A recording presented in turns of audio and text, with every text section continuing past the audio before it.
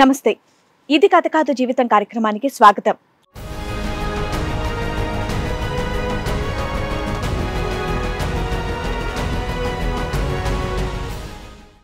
ఈ జంటని చూసి కాలం వెక్కిరించింది. పెళ్లి చేసుకుని ఆనందంగా ఉండాల్సిన సమయంలో బెట్టింగ్ అనే మహమ్మారి వాళ్ళ జీవితాన్ని చీకటిగా మార్చేసింది. బెట్టింగ్ యాప్లకు దగ్గరై భార్యకి దూరమయ్యాడు. ఎంతటి కష్టం వచ్చినా భర్త చేయి మాత్రం వదల్లేదు ఆ భార్య. ఆ మహమ్మారి నుండి బయటపడడమే కాకుండా ఇలాంటి వాటిట్లో ఎవ్వరూ చిక్కకూడదనేటటువంటి సదుద్దేశంతో ఆ జంట ఇది కథ కాదు వేదికని ఆశ్రయించారు. నాకు మ్యారేజ్ 2022 మ్యారేజ్ అయింది మేడం. Love marriage. మేము డిగ్రీలో ఉన్నప్పుడు లవ్ చేసుకున్నాము.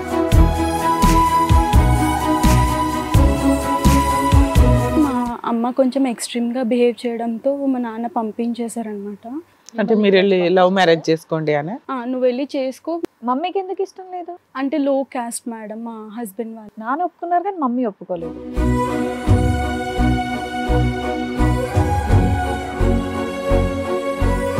నేను మా నాన్న అప్పుడు బయటికి వెళ్తాను, నన్ను బస్ స్టాండ్ వరకు డ్రాప్ చేయమని అడిగారు మేడం.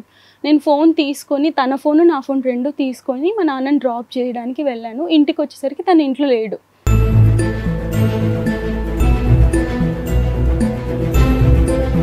ఆ అమ్మాయితో పర్టికులర్గా మెసేజ్ చేసి మాట్లాడేవాడు. అది నేను ఫోన్ చాట్ తీసుకున్నప్పుడు కనిపించింది. అమ్మాయికి మ్యారేజ్ అవ్వలేదు? అవ్వలేదు మేడం. నువ్వే ఇంటర్లో పరిచయం, ఇంటర్లో ముందు 10th క్లాస్ అమ్మాయి గురించి నీకు డౌట్.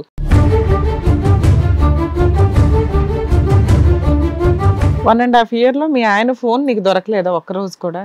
అంటే లేదు మేడం, తల కింద పెట్టుకుంటాడు పూర్తిగా. బాత్రూమ్కి వెళ్తాడు, స్నానానికి వెళ్తాడు, మేడం. గబుక్కుని ఫ్రెండ్స్ వస్తారు, ఛార్జింగ్ లేకపోతే నిద్రపోయినప్పుడు పడుకొని పెట్టుకుంటారు కదమ్మా.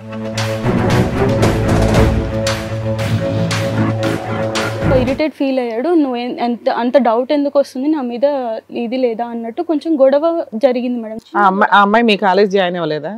లేదు మేడం. ఆ చాటింగ్స్ లో ఏమున్నాయి?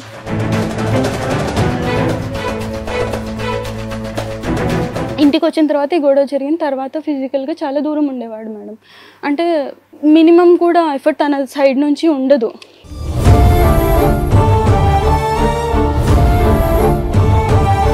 అండ్ ఫిజికల్గా కూడా దూరంగా ఉంటుంటే నేను అర్థం కాలేదు, అంటే ఎందుకు ఇలా చేస్తున్నాడు. తను అస్సలు ఇంట్రెస్ట్ చూపించాడు మేడం నా మీద. ఎంతసేపు తిన్నానా, పడుకున్నానా, డ్యూటీ చేశానా, తర్వాత ఫోన్ చూసుకొని హ్యాపీగా రిలాక్స్ అవుతున్నాను.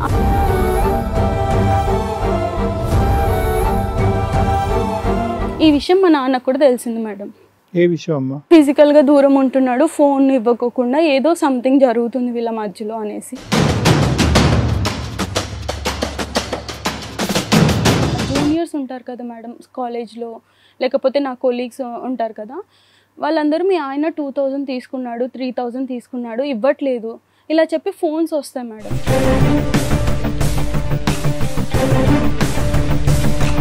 ఒక అతను నాకు కాల్ చేశాడు మేడం, కొలీగ్ అతను కాల్ చేసి మీ పాపకు బాగలేదని చెప్పి డబ్బులు తీసుకున్నారు కదా అంటే, పాప ఏంటన్నా అసలు మా కిడ్స్ ఏం లేరు అంటే, లేదమ్మా అలా చెప్పే తీసుకున్నాడు మీ ఆయన. ఇచ్చిన అతను ఎవరు? Colleague madam. కొలీగ్కి పెళ్ళైన పిల్లలు ఉన్నారా లేదా కూడా తెలియదా?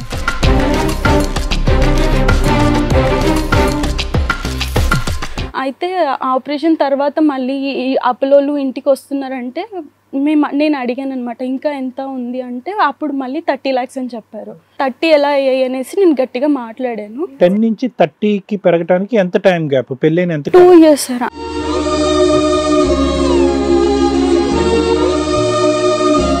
బెట్టింగ్స్కి అడిక్ట్ అయిపోయాడు మేడం పూర్తిగా. అలా ఒక 15 to 20 lakhs అప్ అయిపోయింది.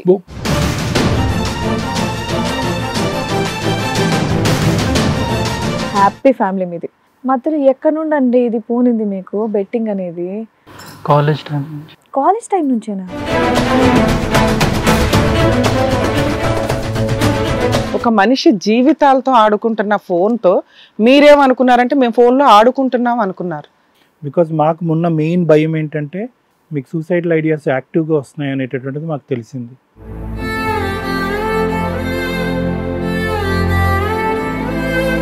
రెండు తెలుగు రాష్ట్రాల్లో మాట్లాడితే ఓ రేంజ్లో సూసైడ్లు జరుగుతున్నాయి.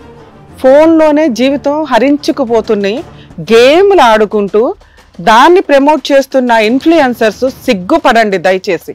ఎందుకంటే నాకు తెలిసి ఆ ఇన్ఫ్లుయెన్సర్స్ కూడా తెలియదు దాని ఎఫెక్ట్ ఎంత దరిద్రంగా ఉంటుంది అని. దాని సైడ్ ఎఫెక్ట్ ఎట్లా ఉంటుందో తెలియట్లా. తిప్పి కొడితే 5 years లో కోట్ల విల్లాలు ఫ్లాట్లు కొంటున్నామంటే ఎక్కడి నుంచి వస్తాయి?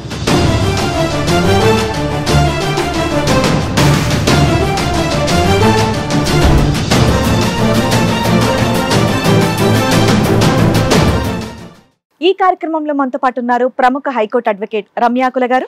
నమస్తే మేడం. నమస్తే. ప్రముఖ సైకియాట్రిస్ట్ డాక్టర్ కళ్యాణ్ చక్రవర్తి గారు. నమస్తే సార్. నమస్తే. ప్లీజ్ కూర్చోండి. Thank you. కూర్చోండి మేడం. రండి.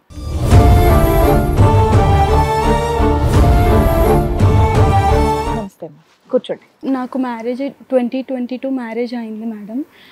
Love marriage. మేము డిగ్రీలో ఉన్నప్పుడు లవ్ చేసుకున్నాము. ఆ తర్వాత 22-21 అలా ఇంట్లో చెప్పేసి చేసుకోవడం జరిగింది మ్యారేజ్. 21 ఇంట్లో చెప్పారు, 22లో చేసేసుకున్నారు. పెద్దలు ఒప్పుకున్నారా? లేదు, అంటే మా నాన్నకి ఇష్టమే మేడం.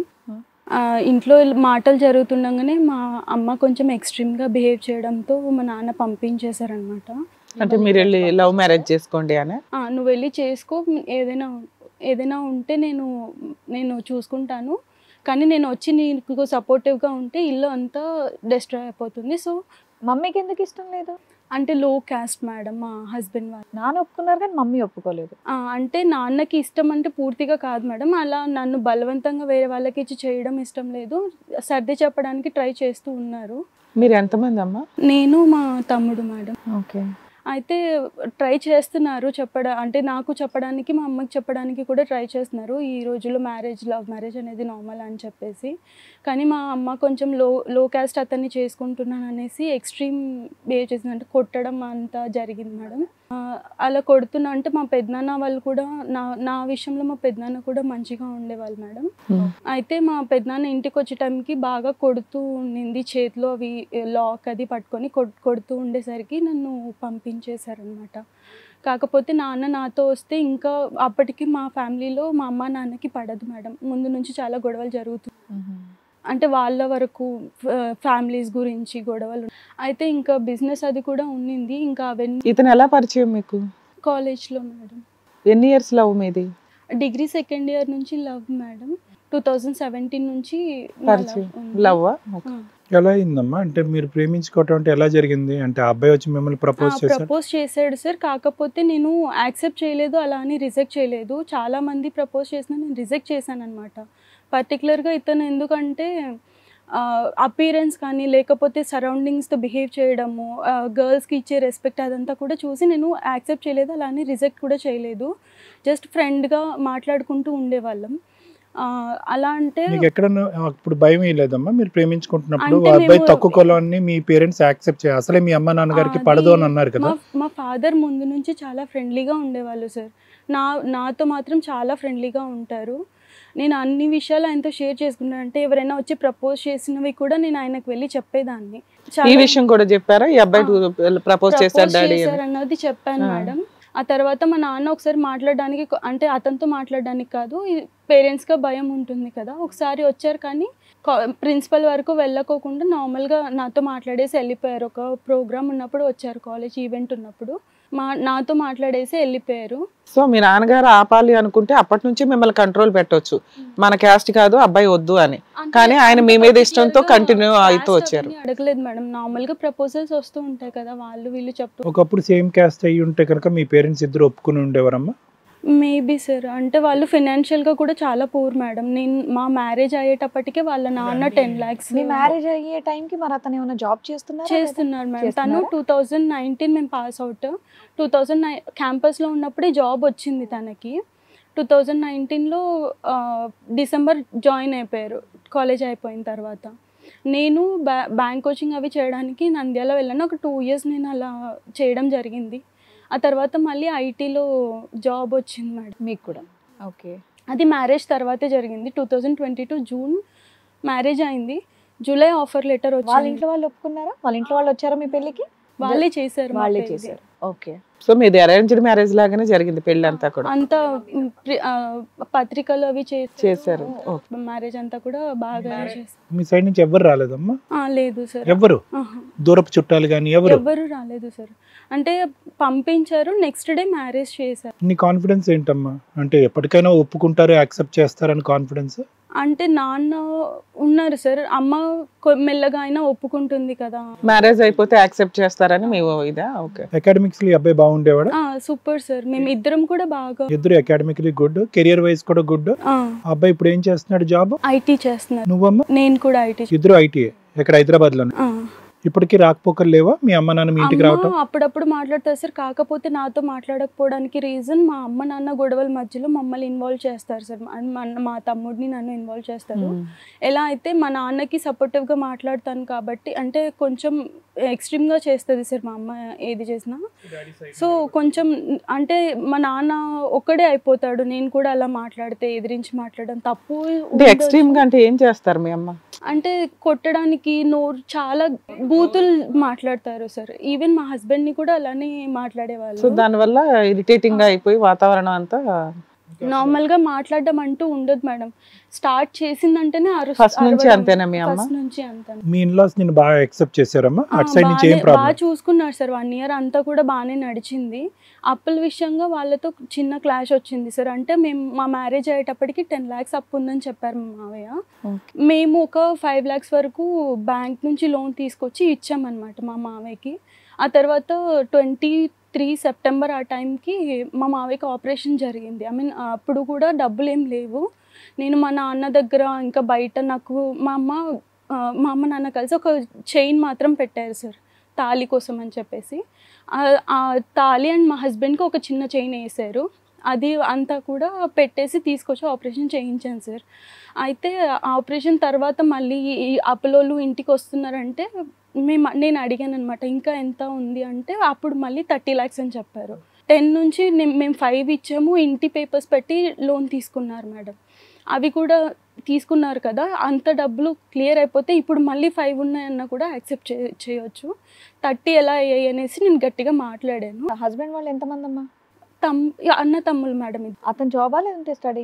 జాబ్ చేస్తున్నారు. ఏ ఇంటి పేపర్స్ పెట్టారమ్మా? వాళ్ళ ఇంటి సార్, వాళ్ళ ఓన్ హౌస్ ఉంది చిన్నది ఊర్లో. 10 నుంచి 30కి పెరగడానికి ఎంత టైం గ్యాప్? పెళ్ళైన ఎంత కాలం? 2 years సార్. అంటే 1.5 2 years. ఆ మిడిల్లో మ్యారేజ్ చేశారు సార్, మా మరిది గారికి మ్యారేజ్ చేశారు. అయితే మ్యారేజ్ చేసిన ఒక 10 lakhs అప్పు అయ్యి ఉండొచ్చు. అంత పెద్దగా గ్రాండ్గా కూడా చేయలేదు. పెళ్ళి అమ్మాయి వాళ్ళ తరపు వాళ్ళే చేసుకున్నారు అంత ఖర్చు పెట్టేసి. ఒక రిసెప్షన్ మాత్రం చేశారు మా ఊర్లో. సో మీరు మ్యారేజ్ చేసినా ఇంకొక 5 lakhs అయినా కూడా 10 వరకు ఉండొచ్చు. 5 10. మీ మామగారు ఏం చేస్తారు అసలు? Auto driver madam. Auto driver. So వాళ్ళ ఫైనాన్షియల్ కెపాసిటీని బట్టి 10 lakhs అప్పు ఉండడం అనేది కామన్. ఒక కోడలు వచ్చారు, మామూలుగా తన ఏదో 2 చైన్లు వేసుకొని వచ్చింది తప్ప పెళ్లి ఖర్చులు అయితే మీ మామగారు వాళ్ళు పెట్టుకున్నట్లే లెక్క. రెండో కొడుకు పెళ్లి విషయంలో వాళ్ళు ఏదో పెళ్లి చేశారు కానీ వీళ్ళ వైపు బాధ్యతలు ఉన్నాయి. ఇక్కడ ఒక 5-10 లక్షలు అయితే అప్పులు అయినట్లే అనుకుందాం మనం ఉన్నంతలో. ఈ లోపు ఈయనకి సంబంధించి హెల్త్ బాగాలేదు. సో వీటిలో మీరు ఒక 5 lakhs అయితే మీరు మీ హస్బెండ్ అడ్జస్ట్ చేశారు. Property 10 lakhs వరకునే. ప్రాపర్టీ ఎంతకు పెట్టారు లోన్ కి? అదే మేడం, ప్రాపర్టీ అండ్ మేము ఇచ్చింది మొత్తం కలిపి ఒక 10 lakhs వరకు వచ్చింది మేడం. మేము అంటే మీ హస్బెండ్ పక్కన పెట్టండి, మీరు ఎంత ఇచ్చుంటారు? మీరు అప్పటికి శాలరీ ఎంత? అంటే నార్మల్ నేను మాత్రం ఇంటి ఖర్చు చూసుకునేదాన్ని మేడం. ఆయన మాత్రం ఆ లోన్ తీసుకున్నాడు, ఒకటేసారి అమౌంట్ పెద్ద అమౌంట్ ఇచ్చేసాడు. ఈయన ఈఎంఐస్ లాగా కట్టాడు. మీ హస్బెండ్ శాలరీ ఎంత ఉంటుంది, మీది ఎంత? అప్పుడు ఒక 30 ఉండేది మేడం. నాకు ఓన్లీ ఒక 11 to 15 మిడిల్లో వచ్చేది. అప్పుడే స్టార్ట్ చేశాను, అందులో డిగ్రీ బేస్ కాబట్టి తక్కువ. ఇప్పుడు వర్క్ చేయట్లేదా మీరు? చేస్తున్నాను madam. So difficulties only with regarding to loan అమ్మా, నో అదర్ కాన్ఫ్లిక్ట్స్? లేదు సార్. అంటే వీళ్ళ విషయం మా మావయ్య వాళ్ళది, మా మధ్య ఏమైనా గొడవలు వచ్చినా వాళ్ళు ఇన్వాల్వ్ అవ్వరు సార్. ఆయనతో నాకున్న మా మావయ్య వాళ్ళతో ఉన్నది అంటే జస్ట్ ఫినాన్షియల్గానే. అప్పుడప్పుడు ఆ ఇష్యూ మీద గొడవ వచ్చి మీరు సపరేట్ గా వచ్చేసారా? లేదు మ్యామ్, ముందే సపరేట్. నాకు జాబ్ వచ్చిన తర్వాత నన్ను ఆఫీస్ లో అటెండ్ అవ్వాలని చెప్పారు. అప్పుడే హైదరాబాద్ వచ్చామన్నమాట. హైదరాబాద్ మీరు ఇద్దరు వచ్చి ఇక్కడ ఉండేవాళ్ళు, వాళ్ళకి ఫైనాన్షియల్ గా సపోర్ట్ చేస్తూ ఉండేవాళ్ళు. బాగానే ఉంది. మరి ఇప్పుడు ఏంటి? నేను మ్యారేజ్ అయిన 1 monthకి నాకు ఆఫర్ లెటర్ వచ్చింది, జాబ్ వచ్చింది. చెన్నైకి వెళ్ళినప్పుడు ట్రైనింగ్ నేను క్యాంపస్లోనే ఉండాలి కంపల్సరీ. వాళ్ళు అకామిడేషన్ అది ప్రొవైడ్ చేస్తారు. క్యాంపస్లో ఉండేదాన్ని. మా హస్బెండ్ బయట ఉండేవాళ్ళు మేడం. అంటే సేమ్ కంపెనీలోనే చేస్తున్నాం కాబట్టి తనకి అకామిడేషన్ ఇవ్వలేదు, కానీ అక్కడికి వెళ్ళడానికి పర్మిషన్ ఇచ్చారు. అయితే అక్కడ బయట ఉండేవాడు. సో నేను ఫోన్ గురించి పర్టికులర్గా మాట్లాడి అడిగి తీసుకోవడం, ఈ గ్యాప్ ఉండేది మేడం మా ఇద్దరి మధ్య. ఇంటికి వచ్చిన తర్వాత ఫోన్ అడగడం స్టార్ట్ చేశాను మేడం. నార్మల్గా ఇప్పుడు మాది లవ్ మ్యారేజ్, ఏం ప్రాబ్లం లేదు. నేను చాలా ట్రాన్స్పరెంట్గా ఉండేదాన్ని. అలానే తను ఉన్నాడని నేను అనుకునేదాన్ని మేడం. కాకపోతే ఫోన్ గురించి ఎప్పుడు గొడవ జరుగుతుండేది, ఎప్పుడో ఒకసారి ఇచ్చేవాడు. అలా ఒకసారి ఇచ్చాడు మేడం. ఏదో అతని ఫోనా? అతని ఫోన్తో మీకేం పని? అంటే నార్మల్గానే మేడం, చెక్ చేయాలన్నట్టు కాదు. ఇప్పుడు నా ఫోన్ యూజ్ చేస్తూ ఉంటాను, ఆఫ్ అయిపోవడం, ఛార్జింగ్ పెట్టినప్పుడు ఏదైనా నార్మల్గా చూస్తాం కదా, ఆ టైం పాస్ కోసమే నేను అడిగేదాన్ని. కాకపోతే అతను కొంచెం ఇవ్వను, నా ఫోన్ ఇరిటేషన్ ఫీల్ అయ్యేవాడు. అది ఏమంటే ఒక చిన్న ఇష్యూ జరిగింది మేడం. అప్పుడు తనకి క్రష్ ఉండేది ఒక అమ్మాయి, అంటే 10th టైంలో క్రష్ ఉండేది. ఆ అమ్మాయి నా దగ్గర దాచాడు మేడం, అంటే చెప్పలేదు. అది ఎలా అన్నాడంటే, తనకి మ్యారేజ్ అయిపోయింది, పిల్లలు కూడా ఉన్నారు, నాకు తనతో మాటలు కూడా ఏం లేవు, జస్ట్ నార్మల్ టాక్స్ వస్తాయి కదా మేడం, నువ్వు ఎవరినైనా ఇష్టపడ్డావా, నేను ఎవరినైనా అలా మాట్లాడినప్పుడు నాకు ఇలా చెప్పాడు మేడం. కాకపోతే ఆ అమ్మాయితో పర్టికులర్గా మెసేజ్ చేసి మాట్లాడేవాడు. అది నేను ఫోన్ చాట్ తీసుకున్నప్పుడు కనిపించింది. ఎందుకు ఇలా? అమ్మాయికి మ్యారేజ్ అవ్వలేదు? అవ్వలేదు మేడం. నువ్వే ఇంటర్లో పరిచయం, ఇంటర్లో ముందు 10th క్లాస్ అమ్మాయి గురించి నీకు డౌట్, తీరా చూస్తే నువ్వు ఆల్రెడీ పెళ్లి చేసుకున్నావు, అప్పటికి 5 years love, 2-3-4 years marital relation ఉంది మీ మధ్య. ఆ అమ్మాయితో టచ్ లో ఉన్నాడు, మెసేజ్లు ఉన్నాయి. ఓకే. ఆ మాటకి నేను నార్మల్ గా అడిగాను మేడం, అంటే ఏం లేదన్నావు కదా, ఎందుకు నాతో అబద్ధం చెప్పావన్నట్టు. అమ్మాయికి మ్యారేజ్ అయిందా? అవ్వలేదు మేడం, నాతో అబద్ధం చెప్పాను. ఓకే. అంటే నేను ఎందుకు అలా అబద్ధం చెప్పావు, నేను ఏమన్నాను, మామూలుగా ఇప్పుడు నాకు కూడా ఫ్రెండ్స్ ఉంటారు, అబ్బాయిలు కూడా ఫ్రెండ్స్ ఉంటారు, అమ్మాయిలు కూడా ఫ్రెండ్స్ ఉంటారు, నువ్వు నార్మల్గా మాట్లాడినా కూడా నేను ప్రాబ్లం అని అనుకోను కదా, నా దగ్గర ఎందుకు దాచాల్సిన అవసరం ఏమొచ్చింది అనేసి అడిగాను మేడం. ఆ అడగడం తను చాలా ఇరిటేట్ ఫీల్ అయ్యాడు. నువ్వు అంత డౌట్ ఎందుకు వస్తుంది నా మీద, ఇది లేదా అన్నట్టు కొంచెం గొడవ జరిగింది మేడం. ఆ అమ్మాయి మీ కాలేజ్ జాయిన్ అవ్వలేదా? లేదు మేడం. ఆ చాటింగ్స్ లో ఏమున్నాయి? ఏం లేదు, అంటే నార్మల్గానే తిన్నావా అమ్మాయి, తిన్నావా అబ్బాయి, అట్లా మాట్లాడుకున్నారు మేడం. తప్పుగా ఏమీ లేదు, మీరు క్యాజువల్ గా అడిగారు? క్యాజువల్ గానే అడిగాను, ఎందుకు అబద్ధం చెప్పాలి, నువ్వు మ్యారేజ్ అవ్వలేదు, నేను మాట్లాడుతున్నాను. అసలు మ్యారేజ్ అయిపోయింది ఆ అమ్మాయికి అని మీకు ఎప్పుడు చెప్పాడు? మీ మ్యారేజ్ టైంలోనా, చిన్నప్పుడేనా? లేదు, మ్యారేజ్ తర్వాతనే చెప్పాడు. అసలు ఆవిడ డిస్కషన్ ఎందుకు వచ్చింది మీకు? నార్మల్ గా మాట్లాడుకుంటూ, జోక్ గా మాట్లాడుకుంటూ అసలు విషయం బయటకు వచ్చి, అంటే నేను కొంచెం అడిగాను, ఎందుకు అలా అబద్ధం ఎందుకు చెప్పాల్సి వచ్చిందని అడిగాను మేడం. అంటే లేదు, నేను నార్మల్గానే చెప్పాను, అంటే నాకు అబద్ధం చెప్పాల్సిన అవసరం లేదు అని చెప్పి మాట్లాడినప్పుడు కొంచెం గొడవ, అంత చిన్నది మేడం, అంత పెద్దగా కాదు, గొడవ జరిగింది. అయితే అయిపోయింది అక్కడితో. ఆ తర్వాత నుంచి ఫోన్ ఎలా అంటే ఫుల్ ఎంత ప్రాణం, దాని మీద ఇంకా ప్రాణం అంతే, అది లేకపోతే నడవదు, నేను తీసుకోకూడదు దాన్ని. పడుకునేటప్పుడు దిండు కింద, పర్టికులర్గా తల ఎలా పెట్టుకుంటాడో దిండు కింద, నేను తీయాలని ట్రై చేస్తే డిస్టర్బ్ అయిపోవాలి, అలా పెట్టుకుంటాడు మేడం. చాలా పర్టికులర్గా దాచుకుంటూ వస్తున్నాడు. ఎందుకు అట్లా? ఇది ఎట్లా 6 months 1 year నుంచా? ఒక 1.5 year వరకు నడిచింది మేడం. మ్యారేజ్ అయిన 4th month ఇది గొడవ చిన్నది జరిగింది. ఆ తర్వాత నుంచి ఫోన్ దాచేసుకునేవాడు. ఆ తర్వాత ఫిజికల్గా కూడా మేము మ్యారేజ్ అయిన 1 monthకి వెళ్ళిపోయాం కదా మేడం చెన్నై, అప్పుడు దూరం ఉండేవాళ్ళము. ఆ తర్వాత కూడా ఇంకా ఇంటికి వచ్చిన తర్వాత ఈ గొడవ జరిగిన తర్వాత ఫిజికల్గా చాలా దూరం ఉండేవాడు మేడం. అంటే మినిమం కూడా ఎఫర్ట్ తన సైడ్ నుంచి ఉండదు. అది అంతా చూస్తున్నానంటే, మీకు ఏమైనా ప్రెగ్నెన్సీ కానీ పిల్లలు కానీ రాలేదా? అది ఫిజికల్గా కూడా దూరంగా ఉంటుంటే నేను అర్థం కాలేదు, అంటే ఎందుకు ఇలా చేస్తున్నాడు. తను అస్సలు ఇంట్రెస్ట్ చూపించాడు మేడం నా మీద. ఎంతసేపు తిన్నానా, పడుకున్నానా, డ్యూటీ చేశానా, తర్వాత ఫోన్ చూసుకుని హ్యాపీగా రిలాక్స్ అవుతున్నాను. ఇంట్లో రెస్పాన్సిబిలిటీస్ అవి తీసుకునేవాడా? సరుకులు తీసుకురావడం, రెంట్ పే చేయడం. ఎలా పెంచారంటే కనీసం వెళ్ళి మార్కెట్కి వెళ్ళి కూరగాయలు కొనుక్కొని తీసుకురావడం కూడా తెలియదు మేడం వాళ్ళకి. ఆటో డ్రైవ్ చేసుకునే వాళ్ళకి ఇంట్లో బాధ్యతలు తెలియకుండా ఎట్లా ఉంటాయి అమ్మా? వాళ్ళకి వచ్చే రూపాయితో జాగ్రత్తగా చూసుకుంటారని. పెళ్ళైనప్పటి నుంచి అలాగే ఉన్నాడా? అసలు ముందు నుంచి కూడా వాళ్ళిద్దరిని బయటకి అడుగు పెట్టనివ్వడు. ఏ విషయానికి కూడా ఏం కావాలన్నా ఇంటికి తీసుకొచ్చి ఇస్తాడు. అలానే పెంచారు. సరే, ఓకే, బాగానే ఉంది. ఇక్కడ దాకా ఉన్నంతలో ఏవో చిన్న చిన్నవి తప్ప ఏంటమ్మా ఇంత కష్టం ఏంటి? ఆ తర్వాత ఫోన్ గురించి అప్పుడప్పుడు గొడవలు అయితే తీరు ఫిజికల్గా దూరం ఉంటున్నాడు. ఫస్ట్ యానివర్సరీకి మా అత్తమ్మ మావయ్య హైదరాబాద్ వచ్చారు మేడం మా దగ్గరకి సెలబ్రేట్ చేసుకోవడానికి. దాని తర్వాత నేను నెక్స్ట్ డే ఇంటికి వెళ్ళిపోతారన్న రోజు నేను చెప్పాను, ఇలా దూరంగా ఉంటున్నాడు, ఫోన్ దాచేసుకుంటున్నాడు, ఏం జరుగుతుందో అర్థం కావట్లేదు మావయ్య, కొంచెం అడగండి, గట్టిగా మాట్లాడండి అంటే అప్పుడప్పుడు అలా హడావిడిగా మాట్లాడేస్తాడు. మళ్ళీ మీ సమస్యలు మీరే సాల్వ్ చేసుకోవాలమ్మా, అలా మా దగ్గరికి రావద్దు, మీరే సాల్వ్ చేసుకోండి అని వెళ్ళిపోయాడు మేడం. అలానే జరిగేది. అలా 1 year తర్వాత ఈ గొడవ జరిగింది. మా మావయ్య వరకు తీసుకెళ్ళడం 1 year తర్వాతనే మేడం. అప్పుడే మా నాన్న కూడా ఇంట్లో ఉన్నారు. మా నాన్నకు కూడా తెలిసింది. మా నాన్న కూడా వచ్చారనమాట. ఆ తర్వాత మా నాన్న ఇంట్లోనే ఉండేవారు మేడం. అంటే మా ఫస్ట్ యానివర్సరీ తర్వాత నుంచి కూడా ముందు 2 నెలలకి మా నాన్నకి ఆపరేషన్ జరిగింది. స్పైనల్ కార్డ్ డిస్క్ డిస్లొకేట్ అవ్వడం వల్ల ఆపరేషన్ చేశారు. ఆ తర్వాత ఇంకా అమ్మ సరిగ్గా ఉండదు చూసుకోవడానికి. మాకు బిజినెస్ అది ఉంది. అది కూడా అమ్మ చూసుకొని మళ్ళీ అక్కడ ఉండడం కూడా మా నాన్నకి ఇష్టం లేదు అమ్మ దగ్గర. సో నా దగ్గర వచ్చేసారు మేడం. నేనే చూసుకునేదాన్ని, మాతోనే ఉన్నారు. ఈ విషయం మా నాన్నకు కూడా తెలిసింది మేడం. ఏ విషయం అమ్మా? ఫిజికల్గా దూరం ఉంటున్నాడు, ఫోన్ ఇవ్వకోకుండా ఏదో సంథింగ్ జరుగుతుంది వీళ్ళ మధ్యలో అనేసి నాన్నకి తెలిసింది. నేను చూసుకుంటానని చెప్పాను. ఆ తర్వాత నార్మల్గానే ఉంది నాన్న, బాగున్నామని చెప్పుకుంటూ వచ్చాను. కానీ అలానే ఉంది మేడం. లోపల మా ఇద్దరి మధ్య మాత్రం ఫోన్ అనేది ఇచ్చేవాడు కాదు, అలానే ఉండేది. ఇంక అలానే 1.5 year నడిచిపోయింది మేడం. 1.5 yearలో మీ ఆయన ఫోన్ నీకు దొరకలేదా ఒక్కరోజు కూడా? అంటే లేదు మేడం, తల కింద పెట్టుకుంటాడు పూర్తిగా. బాత్రూమ్కి వెళ్తాడు, స్నానానికి వెళ్తాడు, మేడం. గబుక్కుని ఫ్రెండ్స్ వస్తారు, ఛార్జింగ్ లేకపోతే నిద్రపోయినప్పుడు పడుకొని పెట్టుకుంటారు కదమ్మా. చేతికి వేలు ఎలా అటాచ్ అయి ఉంటుందో ఫోన్ అలాగే అటాచ్ అయి ఉంటుందండి. కాదండి, ఎంత తల కింద పడుకున్నా బాగా నిద్రపోయి ఉంటారు కదా. మీకు అవకాశం దొరకలేదు ఫోన్ చెక్ చేయడం. సరే, తర్వాత ఏమైందమ్మా? అలా 2.5 year అయిపోయింది సార్. మా నాన్నకు తెలిసిన తర్వాత 1.5 year అయిపోయింది. లాస్ట్ ఆగస్ట్లో ఏమైందంటే పర్టికులర్గా ఒకరోజు బాగా గొడవ పెట్టేసుకున్నాను మేడం. నాకు ఫోన్ ఇవ్వట్లేదా? ఇవ్వాల్సిందే, ఏం చేస్తున్నావు ఏం లేదు, ఏం అర్థం అవ్వట్లేదు. అదేమంటే నా జూనియర్స్ ఉంటారు కదా మేడం కాలేజ్లో, లేకపోతే నా కొలీగ్స్ ఉంటారు కదా, వాళ్ళందరూ మీ ఆయన 2000 తీసుకున్నాడు, 3000 తీసుకున్నాడు, ఇవ్వట్లేదు ఇలా చెప్పి ఫోన్స్ వస్తాయి మేడం. నువ్వు ఎందుకు తీసుకున్న ఆయన కంపెనీ చేంజ్ అవుతాను. అతని శాలరీ ఎంత వస్తుందమ్మా అతనికి యావరేజ్? అప్పుడు 30,000 అలా వచ్చేది. ఇప్పుడు ఎంత వస్తుందమ్మా? ఇప్పుడు అరౌండ్ 45 అలా. నీదెంతమ్మా? ఇప్పుడు నాకు 20 వస్తుంది సార్. అప్పుడు ఎంత?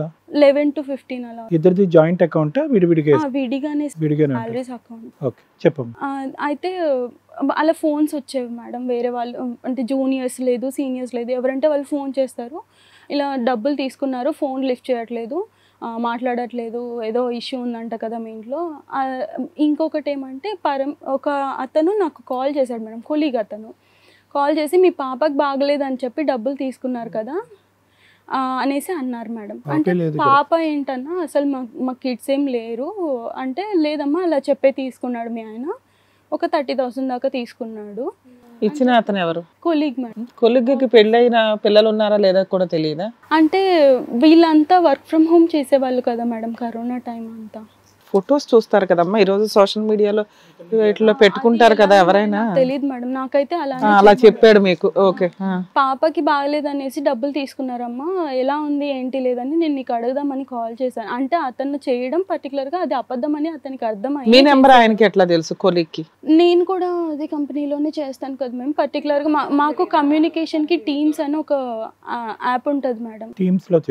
టీమ్స్ లో నా నంబర్ 30,000 అప్పు ఇచ్చినప్పుడు మీకు ఇన్ఫర్మేషన్ ఇవ్వలేదు.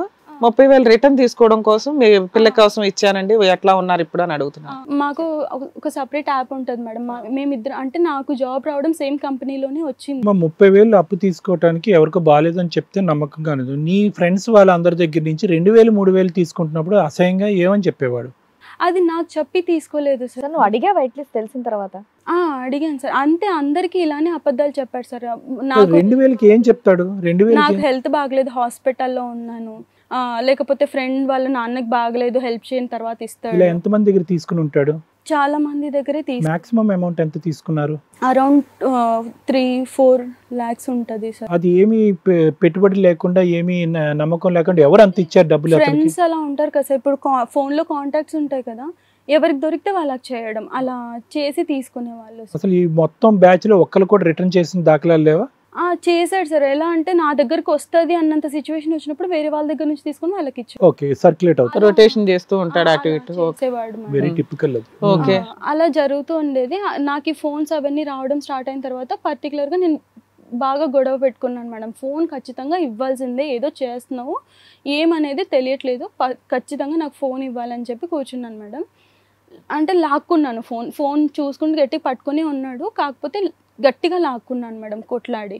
ఆ లాక్కోవడంతో కొట్టాడు మేడం. ఫస్ట్ టైం నన్ను ఎప్పుడే కానీ గట్టిగా తిట్టడం కొట్టడం అలాంటిది ఏం లేదు. ఏమున్నా ఎంతకాలం అయింది? ఆగస్టులో జరిగింది బాగా. అంటే కొట్టాడు, 2-3 దెబ్బలు కొట్టాడు, గోడకి పెట్టి ఇంకోసారి నా ఫోన్ ముట్టుకోవద్దని చెప్పి కొట్టడం జరిగింది మేడం. అప్పుడు నేను చెప్పాను. అప్పుడు కొంచెం అర్థమైంది, చాలా ఏదో జరుగుతుంది, బాగా పెద్ద విషయమే జరుగుతుంది. ఎప్పుడు నా మీద కోప్పడ్డం అదంతా లేదు మేడం. నాకు కోపం వచ్చి నేనే గట్టిగా ఇట్లా మా ఇంట్లో చిన్నప్పటి నుంచి చూస్తూ ఉన్నాను కదా, మా అమ్మ అరవడం అదంతా, నేనే గట్టిగా అరిచేదాన్ని, కొట్లాడేదాన్ని ఏదైనా గొడవ జరిగినప్పుడు. తను చాలా సైలెంట్ ఉంటాడు మేడం, చాలా ఓపిక్గా ఉంటాడు, మాటలు కూడా తొందరగా మాట్లాడాడు. ఇంకా అలా అనేసి అంత ఉన్నవాడు సడన్గా కొట్టేసరికి నాకు బాగా డౌట్ వచ్చింది మేడం. ఒక 1 వీక్ తర్వాత ఫోన్ మా నాన్న ఇంట్లో ఉన్నప్పుడు, మా నాన్న బయటికి వెళ్తూ ఉండేవాడు మేడం. హైదరాబాద్లో ఉన్నా కూడా అటు ఇటు ఫ్రెండ్స్ దగ్గరికి లేకపోతే ఇలా తిరుగుతూ ఉండేవాడు, రూమింగ్ ఎక్కువ. అంటే ఊర్లో అంతా తిరగడం అలవాటు కదా, అలా తిరుగుతూ ఉండేవాడు. ఈ గొడవ జరిగినప్పుడు మా నాన్న ఇంట్లో లేడు మేడం, నన్ను కొట్టినప్పుడు. మా నాన్న ఇంట్లో ఉన్నప్పుడు అడిగి ఫోన్ తీసుకు మా నాన్న ముందు అడిగి, నాన్న ఎందుకుంటారు మీ ఇంట్లో అంటే మేడం హెల్త్ బాగలేదు కదా మేడం. మీరిద్దరు కూడా మీ పేరెంట్స్ ఇంటికి వెళ్ళిపోయారా, షిఫ్ట్ అయిపోయారా? లేదు, మా నాన్నని హైదరాబాద్ కి వచ్చి మీతో పాటు ఉంటున్నారు. ఎన్ని మంత్స్ నుంచి? ఒక 1.5 year ఉన్నారు. 1.5 year మీ నాన్నగారు మీ అమ్మగారు మీతో ఉన్నారా? అమ్మ లేదు, మీ నాన్నగారు ఒక్కళ్ళే ఉన్నారు. ఓకే. నాన్న ఉన్నప్పుడు పర్టికులర్గా అడిగి, అంటే మా నాన్నకి అంత బాగుందని చెప్పిన, ఫోన్ ఇస్తున్నాడు మంచిగా ఉంటున్నాడు అని చెప్పాను కదా. సో మా నాన్న ముందు లాక్ చేశాను మేడం, ఫోన్ నాకు ఇవ్వు 1 నిమిషం అని చెప్పి అడిగితేను మా నాన్న ఉన్నాడు కాబట్టి ఇచ్చేసాడు, లాక్ చేసి ఇచ్చాడు. నేను మా నాన్న అప్పుడు బయటికి వెళ్తాను, నన్ను బస్ స్టాండ్ వరకు డ్రాప్ చేయమని అడిగారు మేడం. నేను ఫోన్ తీసుకొని, తన ఫోను నా ఫోన్ 2 తీసుకొని మా నాన్నని డ్రాప్ చేయడానికి వెళ్ళాను. ఇంటికి వచ్చేసరికి తను ఇంట్లో లేడు, వెళ్ళిపోయాడు. ఫోన్ తీసుకున్నానని చెప్పేసి ఇంట్లోంచి వెళ్ళిపోయాడు మేడం. ఆగస్ట్లో. నీ ట్రాన్సాక్షన్స్ అన్ని చెక్ చేసుకున్నావమ్మా? అప్పుడు నీ ట్రాన్సాక్షన్స్ లోకి అతను దూరే అవకాశం లేదుగా? ఉంది సార్, అంటే నా ఫోన్ ఇచ్చేదాన్ని పూర్తిగా, తన ఫింగర్ ప్రింట్, పాస్వర్డ్ అన్నీ కూడా ఇచ్చేదాన్ని. అలా నా ఫ్రెండ్స్కి కూడా కాల్ చేసి డబ్బులు తీసుకున్నాడు. నీ అకౌంట్ నుంచి ఏమైనా తీసుకున్నాడా? లేదు సార్, నేను శాలరీ మొత్తం తనకే ఇచ్చేదాన్ని సార్, వచ్చిన వెంటనే తనకి ఇచ్చేస్తాను. అతను ఫోన్ తీసుకున్నారు కదా, ఏం కనిపెట్టారు మీరు? నేను ఇంటికి వెళ్ళేసరికి లేడు మేడం, ఇంట్లో లేడు. ఫోన్ తీసుకోవడం వల్ల నీకు వచ్చిన యూజ్ ఏంటి? ముందు కూడా సూసైడల్, అంటే ఫోన్లో ఒక రికార్డింగ్ విన్నాను మేడం, నాకు బతకాలని లేదు, సూసైడల్ టెండెన్సీ, సూసైడ్ చేసి కాల్స్ ఉంటాయి కదా మేడం, ఫ్రీ కౌన్సిలింగ్ సూసైడల్కి సెర్చ్ చేస్తారు కదా, గూగుల్ సెర్చ్లో వెతికినప్పుడు అది ఫస్ట్ అదే దొరికింది మేడం. ఫోన్ ఎప్పుడు ఇచ్చారు అతనికి? లేదు మేడం, అంటే అప్పుడు వెతికి వెనక్కి తీసుకొచ్చాము. ఆ భయంతో సూసైడ్ చేసుకుంటాడేమో అని ఆ రోజంతా ఫోన్ ఏం ముట్టలేదు, తన కోసం వెతుక్కోవడమే సరిపోయింది నాకు. ఫోన్ తీసుకున్నారు కానీ ఏం చెక్ చేయలేదు మీరు అయితే? అంటే పాస్వర్డ్ ఇచ్చాడు, ఫోన్ ఇచ్చాడు అంతే మేడం, డబ్బా ఫోన్ ఇచ్చాడు అంతే, పాస్వర్డ్ లేదు. పాస్వర్డ్ లేదు సార్, కాకపోతే ఆ కాల్ లిస్ట్ ఓపెన్ అవుతుంది కదా నార్మల్గా స్లైడ్ చేసినప్పుడు, అది ఆ నంబర్ నేను టైప్ చేసుకున్నాను మేడం నా దాంట్లో. ఆ సూసైడ్ హెల్ప్ లైన్ నంబర్ ఉండింది. నాకు ఆ భయంతో రోజంతా వెతుక్కున్నాను. మా మావయ్య వాళ్ళకి కాల్ చేశాను, వాళ్ళు ఇక్కడ మాదాపూర్లో. రోజంతా ఫోన్ నీ దగ్గర ఉంది, మీ ఆయన బయట ఉన్నాడు, తనని కాంటాక్ట్ అవ్వడానికి కూడా ఇంకా లేదు కదా. అవును, ఫోన్ నీ దగ్గర ఉంది. మా మావయ్య వాళ్ళకి కాల్ చేశాను, వాళ్ళు మాదాపూర్లో మా మరిది వాళ్ళ దగ్గర ఉంటున్నారు. అంటే మా దగ్గర కొన్ని రోజులు, వాళ్ళ దగ్గర కొన్ని రోజులు అన్నట్టు ఉంటారనమాట. అప్పుడు మా మావయ్యకి ఫోన్ చేసి రమ్మన్నాను, అంతా వెతుకున్నాం, సాయంత్రానికి ఇంటికి వచ్చారు.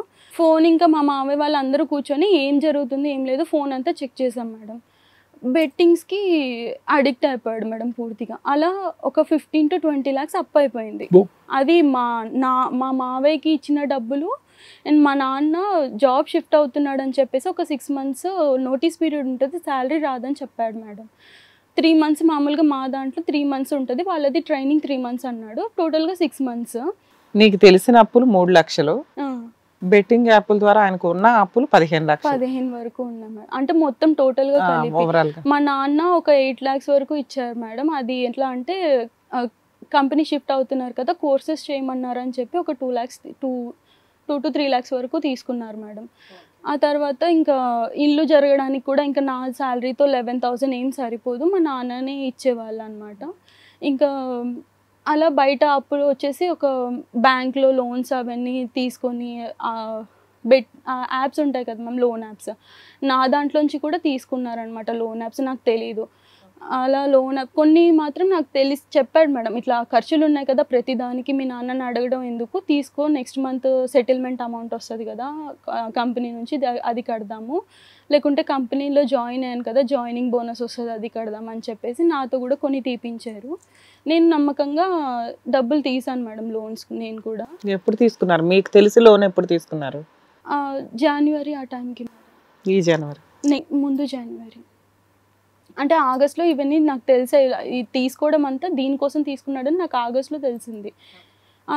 అదంతా ఇలా బెట్టింగ్ అవన్నీ.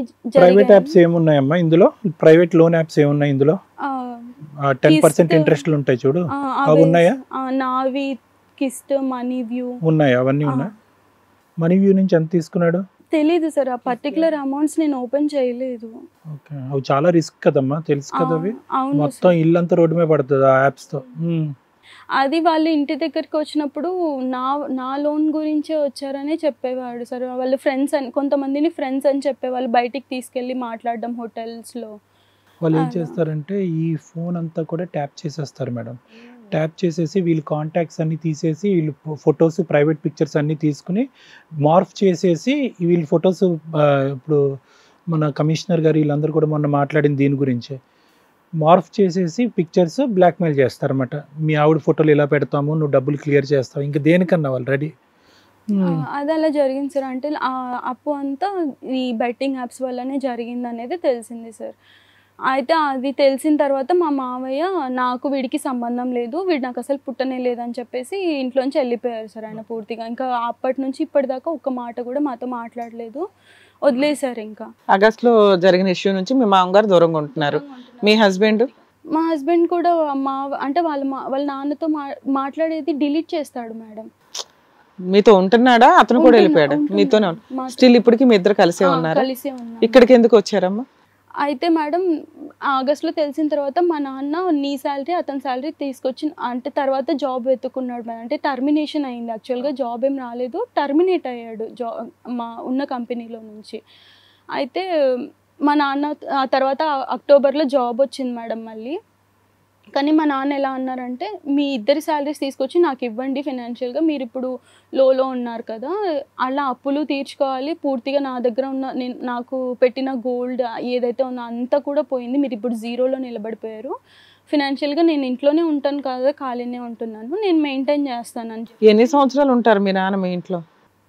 అంటే పర్టికులర్గా అని అంటే మరి మీ అమ్మ దగ్గరికి వెళ్ళరా ఆ ఇంటికి? గొడవలు. మీ బ్రదర్? మా బ్రదర్ జాబ్, అతను విడిగా ఉంటున్నాడా? మ్యారేజ్ అయింది అతనికి? అమ్మతో పాటు. మీ బ్రదరు మీ అమ్మ ఒక చోట ఉంటున్నారు, మీ నాన్నగారు మీ దగ్గరకు వచ్చారు వాళ్ళిద్దరు గొడవలతోటి. ఓకే. అయితే ఇది మా నాన్న ఫినాన్షియల్గా నేను తీసుకుంటాననేసి అన్నారు మేడం. కాకపోతే మా నాన్న కనీసం అంటే టీ తాగడం నాకు కూడా కొంచెం ఇబ్బంది అనిపించింది మేడం. ఎందుకంటే జాబ్ చేస్తుంటాం కదా, టీ తాగాలన్నా 10 రూపీస్ కావాలన్నా మా నాన్నకు కాల్ చేసి అడగాలి, అలా పెట్టారనమాట మా నాన్న. సో అంత ఇబ్బంది అనిపించేసరికి తిను ఇంకా ఇబ్బంది పడ్డారు.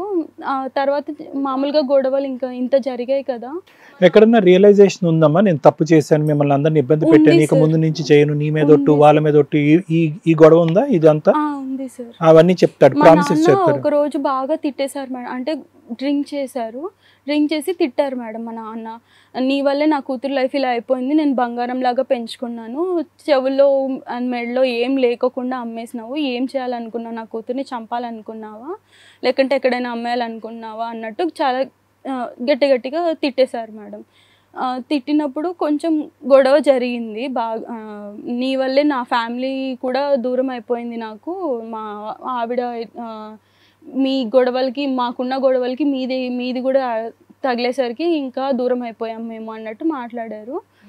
అప్పుడు వీళ్ళిద్దరికి గొడవ జరిగింది మేడం, మా హస్బెండ్కి ఇంకా మా నాన్నకి కూడా. నేను చెప్పాను కదా ఇంకోసారి చేయనని, నేను తప్పు చేశాను, రియలైజ్ అయ్యాను, నేను మారుతానని చెప్తున్నాను. ఆగస్ట్ నుంచి అతను మళ్ళీ బెట్టింగ్ యాప్స్ కట్టడం కానీ అవేమి చేయట్లేదు? లేదు మేడం, నేను ఫోన్పే మొత్తం, అంటే తనకు కొత్త నెంబర్ ఇచ్చేసాను మేడం, అది ఫోన్పేస్ కానీ బ్యాంక్ అకౌంట్స్ ఏమీ లేవు, జస్ట్ ఫోన్స్ మాత్రమే యూజ్ చేసుకోవడానికి ఉన్నట్టు ఇచ్చాను అనమాట. తన శాలరీ అకౌంట్ ఉన్న సిమ్ ఇప్పుడేమీ ఆడట్లా? లేదు మేడం, ఆడడం అంటే పూర్తిగా ఆడడం లేదు.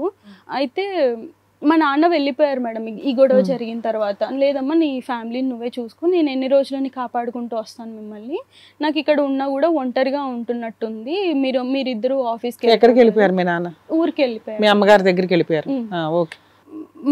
మా నాన్న వెళ్ళిపోయిన తర్వాత నార్మల్గానే ఉండదు మేడం. ఫోన్ మాత్రం నేను ఎప్పుడైనా ఒకసారి తను నిద్రపోయేటప్పుడు తీసుకొని చూస్తున్నాను మేడం, వెతికైనా కూడా తనకు తెలియకోకుండా తీసుకొని చూస్తున్నాను. చూస్తున్నప్పుడు మళ్ళీ బెట్టింగ్ యాప్స్ ఓపెన్ చేస్తున్నాడు, ఆడట్లేదు, చూస్తున్నాడు. అది ఎట్లా అంటే అడిక్ట్ అయిపోయాడు మేడం. కనీసం చూస్తే ఒక రకమైన ట్రెండ్ చూస్తారులేమో, ట్రెండ్ చెక్ అంటారు. ట్రెండ్ చెక్ చేస్తారు కానీ డబ్బులు పెట్టాను, డబ్బులు లేవు కాబట్టి సైలెంట్ గా ఉన్నాడు. ట్రెండ్ చెక్ చూస్తారులేండి, ఏ టీం ఎంతవరకు వెళ్తుందో, ఎవరెవరు దాని మీద బెట్టింగ్ చేస్తాడు అంతవరకు చేసి క్లోజ్ చేస్తారు. గేమ్స్ మీద ఆడతారు. మరి స్మార్ట్ ఫోన్ తీసేయచ్చు కదమ్మా, అసలు మామూలుగా జాబ్ కి దానికి వెళ్తున్నారు కదా సార్ వాళ్ళ దగ్గర. సార్ ఇప్పుడైతే పెట్టట్లా, చూస్తున్నాడు తప్ప. అవునా? ఉన్నంతలో మీ ఇద్దరు బానే ఉన్నారు, ఇక్కడికి ఎందుకు వచ్చారు అంటే మేడం ఇప్పుడు చూడడం వరకు చూస్తున్నాడు, ముందుగా నువ్వు భయపడుతున్నావు మళ్ళీ చూసి మళ్ళీ పెడతాడేమో. 100% you're walking on the edge. Okay, accessibility. పబ్బులు అన్ని క్లబ్లు అన్ని మూసేసిన తర్వాత నేను మందు మానేశానంటే ఆయన నమ్మటానికి లేదు. అవి తెరిచున్నప్పుడు కూడా మందు మానేసిన వాడినే మనం నమ్మాలి. ఇక్కడ ఏంటంటే నువ్వు పోలీసు, అతను దొంగ. ఇప్పుడు దొంగ పోలీసుల ఆట మీది. నువ్వు పక్కన ఉన్నంతసేపు ఇలాగే ఉంటది, నువ్వు కాస్త పక్కకు తప్పుకుంటే కనుక ప్రారంభం అవుతుంది. అదే సార్, అంటే ఎన్ని రోజులని నేను ఇట్లా ప్రొటెక్ట్ చేసుకుంటూ ఉంటాను మేడం. ఏం చేద్దాం అనుకుంటున్నారు? ఇక్కడికి ఎందుకు వచ్చారో చెప్పాలి. మాట్లాడేమో అని మేడం, కౌన్సిలింగ్స్ అవి ఇస్తే మారుతారు. మరి కౌన్సిలింగ్ కి తీసుకెళ్ళొచ్చు కదా, ఇక్కడికి ఎందుకు తీసుకొచ్చారు? అంటే ఒకసారి తీసుకెళ్ళడానికి చూసాను మేడం, అది 20,000 వరకు ఖర్చు అవ్వడం అంత అఫోర్డబుల్ కాదు మేడం. నేను ఇప్పుడు రెండు రకాలు ఉంటాయి. ఓకే, మీరు ఇక్కడ మంచి ఉద్దేశంతోనే వచ్చారు, నేను చెప్తున్నాను. దీనికి ఓన్లీ కౌన్సిలింగ్ కాదు, డిఅడిక్షన్ థెరపీ అని ఉంటుంది. అంటే మెడికేషన్స్ ఇచ్చి ఆలోచన అనేటటువంటిది 210% కట్ చేస్తాం. నా దగ్గర 50,000 బెట్టింగ్ నుంచి 50 కోట్ల వరకు బెట్టింగ్ చేసే వాళ్ళు వస్తారు నా దగ్గర. 50 కోట్లు అంటే వాడికి ఉండేది 10,000 కోట్లు అనుకో, అది వేరే విషయం చెప్తున్నా. అంత పెట్టుకున్నటువంటి వాళ్ళు కూడా చిన్నపాటి ట్రీట్మెంట్తో బయటకు వస్తారు. లేదంటే ఎప్పటికైనా నీకు రిస్క్ అయ్యేది. మీ ఆయన వచ్చాడో లేదో తెలియదు నాకు. ఇంకా నా పరిస్థితి ఎలా ఉందంటే నేను అటు వెనక్కి వెళ్ళలేను, ముందుకు వెళ్ళలేను అన్నట్టు ఉంది మేడం. నేను ఇంటికి తిరిగి వెళ్ళడానికి లేదు. అప్పులు క్లియర్ అవుతున్నాయా? రన్నింగ్ లో ఉన్నాయా? క్లియర్ చేస్తాకి కొంచెం కొంచెం క్లియర్ అవుతుంది. కొంచెం నెలకి సేవింగ్స్. సో ఇప్పుడు ఆయన మళ్ళీ ఏమైనా డబ్బులు వస్తే ఆడతాడేమో, మీరు ఏమైనా కౌన్సిలింగ్ ఇచ్చి మా ఆయన్ని మార్చండి అని ఇక్కడికి వచ్చారా? సో వాళ్ళ ఆయన కూడా ఇక్కడికి వచ్చారు. ఒకసారి నేను స్టేజ్ మీదకి పిలుస్తాను, రండి.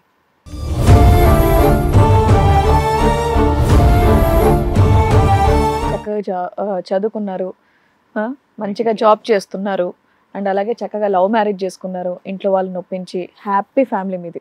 మధ్యలో ఎక్కడ నుండి అండి ఇది పోనింది మీకు బెట్టింగ్ అనేది? చెప్తారా దాని గురించి ఏమన్నా? చెప్పండి. How did it all start అనేది చెప్పండి. కాలేజ్ టైం నుంచేనా? ఇప్పుడు మీ పేరెంట్స్కి అప్పయిందన్నారు, కంపల్సరీ బెట్టింగ్ సంబంధించింది కాదు. ఓకే. ఎంత అప్పులు ఉన్నాయి సార్ మీకు? 10 lakhs. 10 lakhs వరకు తీరుతున్నాయా? ఇప్పుడు ఈ మధ్య మీరు ఆగస్ట్ నుంచి ఆడట్లేదు అని ఆవిడ నమ్ముతుంది, నిజమేనా? అవును. కాలికి ఏమైంది? ఇవాళ మార్నింగ్ కొంచెం దెబ్బ తగిలిందా? The idea of this platform is not to degrade you or create any disgrace for you. నిన్ను డిస్రెస్పెక్ట్ఫుల్గా మాట్లాడాలనో, లేదంటే నువ్వు చేసినటువంటిది ఇంత పాపం పని ఎలా చేసావు, ప్రేమించి పెళ్లి చేసుకున్న అమ్మాయిని, అది కాదు. సో ఆ టెన్షన్స్ అన్ని తీసి పక్కన పెట్టేసేయండి. బికాజ్ మాకు మొన్న మెయిన్ భయం ఏంటంటే మీకు సూసైడల్ ఐడియాస్ యాక్టివ్గా వస్తున్నాయి అనేటటువంటిది మాకు తెలిసింది. అప్పుడు సార్ అది ఇప్పుడేం లేదా? సరే, ఇది మొదలైంది, ఎలా మొదలైంది, ఏ లెవెల్ వరకు వెళ్ళింది, ప్రస్తుతం ఎందుకు ఆపారో చెప్పండి సార్. ఫస్ట్ థింగ్, మా డాడీ ఆటో డ్రైవర్ సార్. మా అమ్మ 4 ఇళ్లలో పాచి పని చేసుకుంటుంది సార్. మేము బిలో మిడిల్ క్లాస్ స్టార్టింగ్ నుంచి కూడా. నాకు ఎలాగంటే ఒక 9th 10th క్లాస్కి వచ్చేలోపు మా ఫ్రెండ్స్ అందరూ మంచిగా కాస్ట్లీ బట్టలు కానీ ఫుడ్స్ కానీ తింటుంటే నేను అలా ఉండలేకపోతున్నాను కదా అనేది ఒక ఇన్సెక్యూరిటీ ఫామ్ అయిపోయింది సార్. తర్వాత ఇంటర్కి వచ్చేసరికి ఇంకా అది ఎక్కువైంది ఒక రకంగా. మా డాడీ అక్కడికి ఆయన స్థాయికి మించి అప్పులు చేసి మమ్మల్ని చదివించడం చేశారు. నేను గవర్నమెంట్ కాలేజ్లో చదువుకుంటా అని నేనే వెళ్ళి తెచ్చుకున్నాను అడ్మిషన్ ఫామ్. అయినా కూడా వద్దు, మీకు మంచి ఎడ్యుకేషన్ ఇస్తే అదే చాలు, నాకు అప్పులు అయితే అయినాయిలే అని వెళ్ళారు. నారాయణ కాలేజ్ అనేసి జాయిన్ చేశారు. తర్వాత మళ్ళీ నేను డిగ్రీ కూడా నేను ఇక్కడే ఊళ్ళో ఉండి చేసుకుంటున్నాను, నీకు ఏదన్నా సాయం చేస్తానని చెప్పాను. అయినా ఆయన వినలేదు. హాస్టల్లో ఉండాలి, నువ్వు హాస్టల్లో ఉంటేనే తెలుస్తుంది ఎట్లుంది బయట అనేది. ఓకే, బెటర్ ఎడ్యుకేషన్ ఇస్తే ఫ్యూచర్ బాగుంటుందని ఆయన తినక మిమ్మల్ని చదివించడానికి ఇంట్రెస్ట్ చూపించారు. అంటే మీకు ఇష్టం లేదా అలా చదువుకోవడం? అంటే ఆయన ఇబ్బంది పడడం ఇష్టం లేదు మేడం. సూపర్. ఓకే. ఆయన నిద్రపోడు ఎక్కువ, అసలు ఆయనకి హెల్త్ ఇష్యూస్ అన్నీ మా వల్లనే. ఆయన చెప్పాను నేను అర్థమయ్యేలాగానే, కానీ ఆయన వినిపించుకోలేదు. ఇంకా హాస్టల్లో ఏమైందంటే ఫ్రెండ్స్ ఉంటారు కదా మేడం, అంటే వాళ్ళు ఆడేదాన్ని బట్టి నేను కూడా అదే దారిలోకి వెళ్ళిపోయాను తెలియకుండానే. ఓకే. ఇంట్లో వాళ్ళు ఇచ్చిన డబ్బులతో స్టార్ట్ చేసి అప్పులు చేసి ఆడడం వరకు వెళ్ళిపోయాను. అబ్బా, ఎన్నిసార్లు గెలిచారు రమేష్? గెలవడం అంటే ఏం వ్యాలెట్ లో పెడతాడు అంతే కదా, అది మనకు ఫిగర్ కనిపిస్తుంది కానీ చేతిలో ఏం కనిపించదు అంతేగా. అంటే విత్డ్రా చేసుకునే ఆప్షన్ కూడా ఉంటుంది సార్, ఎప్పుడు చేయంగా మనం విత్డ్రా, బట్ అది వస్తుంది అనేది లేదు సార్, అసలు రాదు, ఎప్పటికీ రాదు విత్డ్రా. అంటే to get the feel of it ma'am, అసలు ఏంటిది, ఎందుకు ఇంత పవర్ ఏంటి దాంట్లో ఉంది.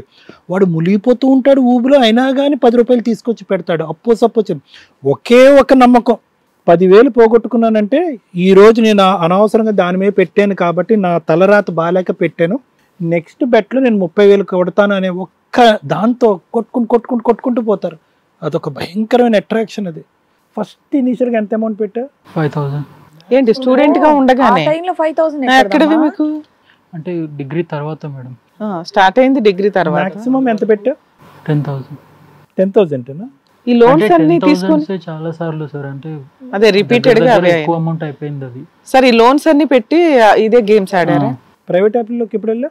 లోన్ యాప్స్ లోకి వీటిలో ఉన్నప్పుడే అన్ని 3-4 ఇయర్స్ ట్రాన్సాక్షన్స్ నేను చూసాను మేడం. అది ఎంత జరిగిన తర్వాత తన ఫోన్ తీసుకున్నప్పుడు చూసాను. జాబ్ వచ్చింది కదా, అప్పటి నుంచి.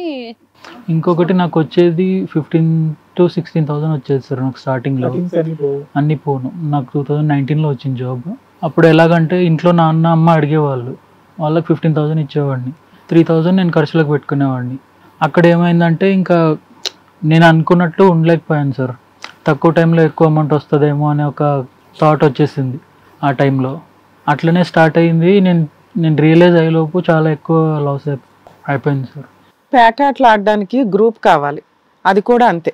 ఇలా అట్రాక్ట్ అయ్యి గోల్డ్ తాకట్లు పెట్టి అప్పులు తీసి ఇంట్లో సామాన్ పెట్టి ప్యాకాట్ ఆడుతూ ఉండేవాళ్ళు. కెసినోలకు వెళ్తే బోళ్ళంతా బ్యాంక్ బ్యాలెన్స్లు కావాలి, గ్రూప్ కావాలి. దేనికైనా ఒక్క బెట్టింగ్ యాప్లు ఇంట్లోనే కూర్చొని ఒక ఫోన్తో ఎవరిని టచ్ చేయకుండా ఆడుకోవచ్చు. ఆ ఫెసిలిటీస్ వచ్చినాక మీకు వచ్చిన ఇంకొక బంపర్ ఆఫర్, ఫోన్లోనే లోన్ తీసుకోవడం. ఇదివరకు లోన్ రావాలంటే బ్యాంకులకి వెళ్ళి పెద్ద ప్రాసెస్ ఉండి డాక్యుమెంట్ పెట్టేవాళ్ళం. ఇప్పుడు ఆ ఆప్షన్ లేదు. ఒక మనిషి జీవితాలతో ఆడుకుంటున్న ఫోన్తో మీరేమనుకున్నారంటే మేము ఫోన్లో ఆడుకుంటున్నాం అనుకున్నారు.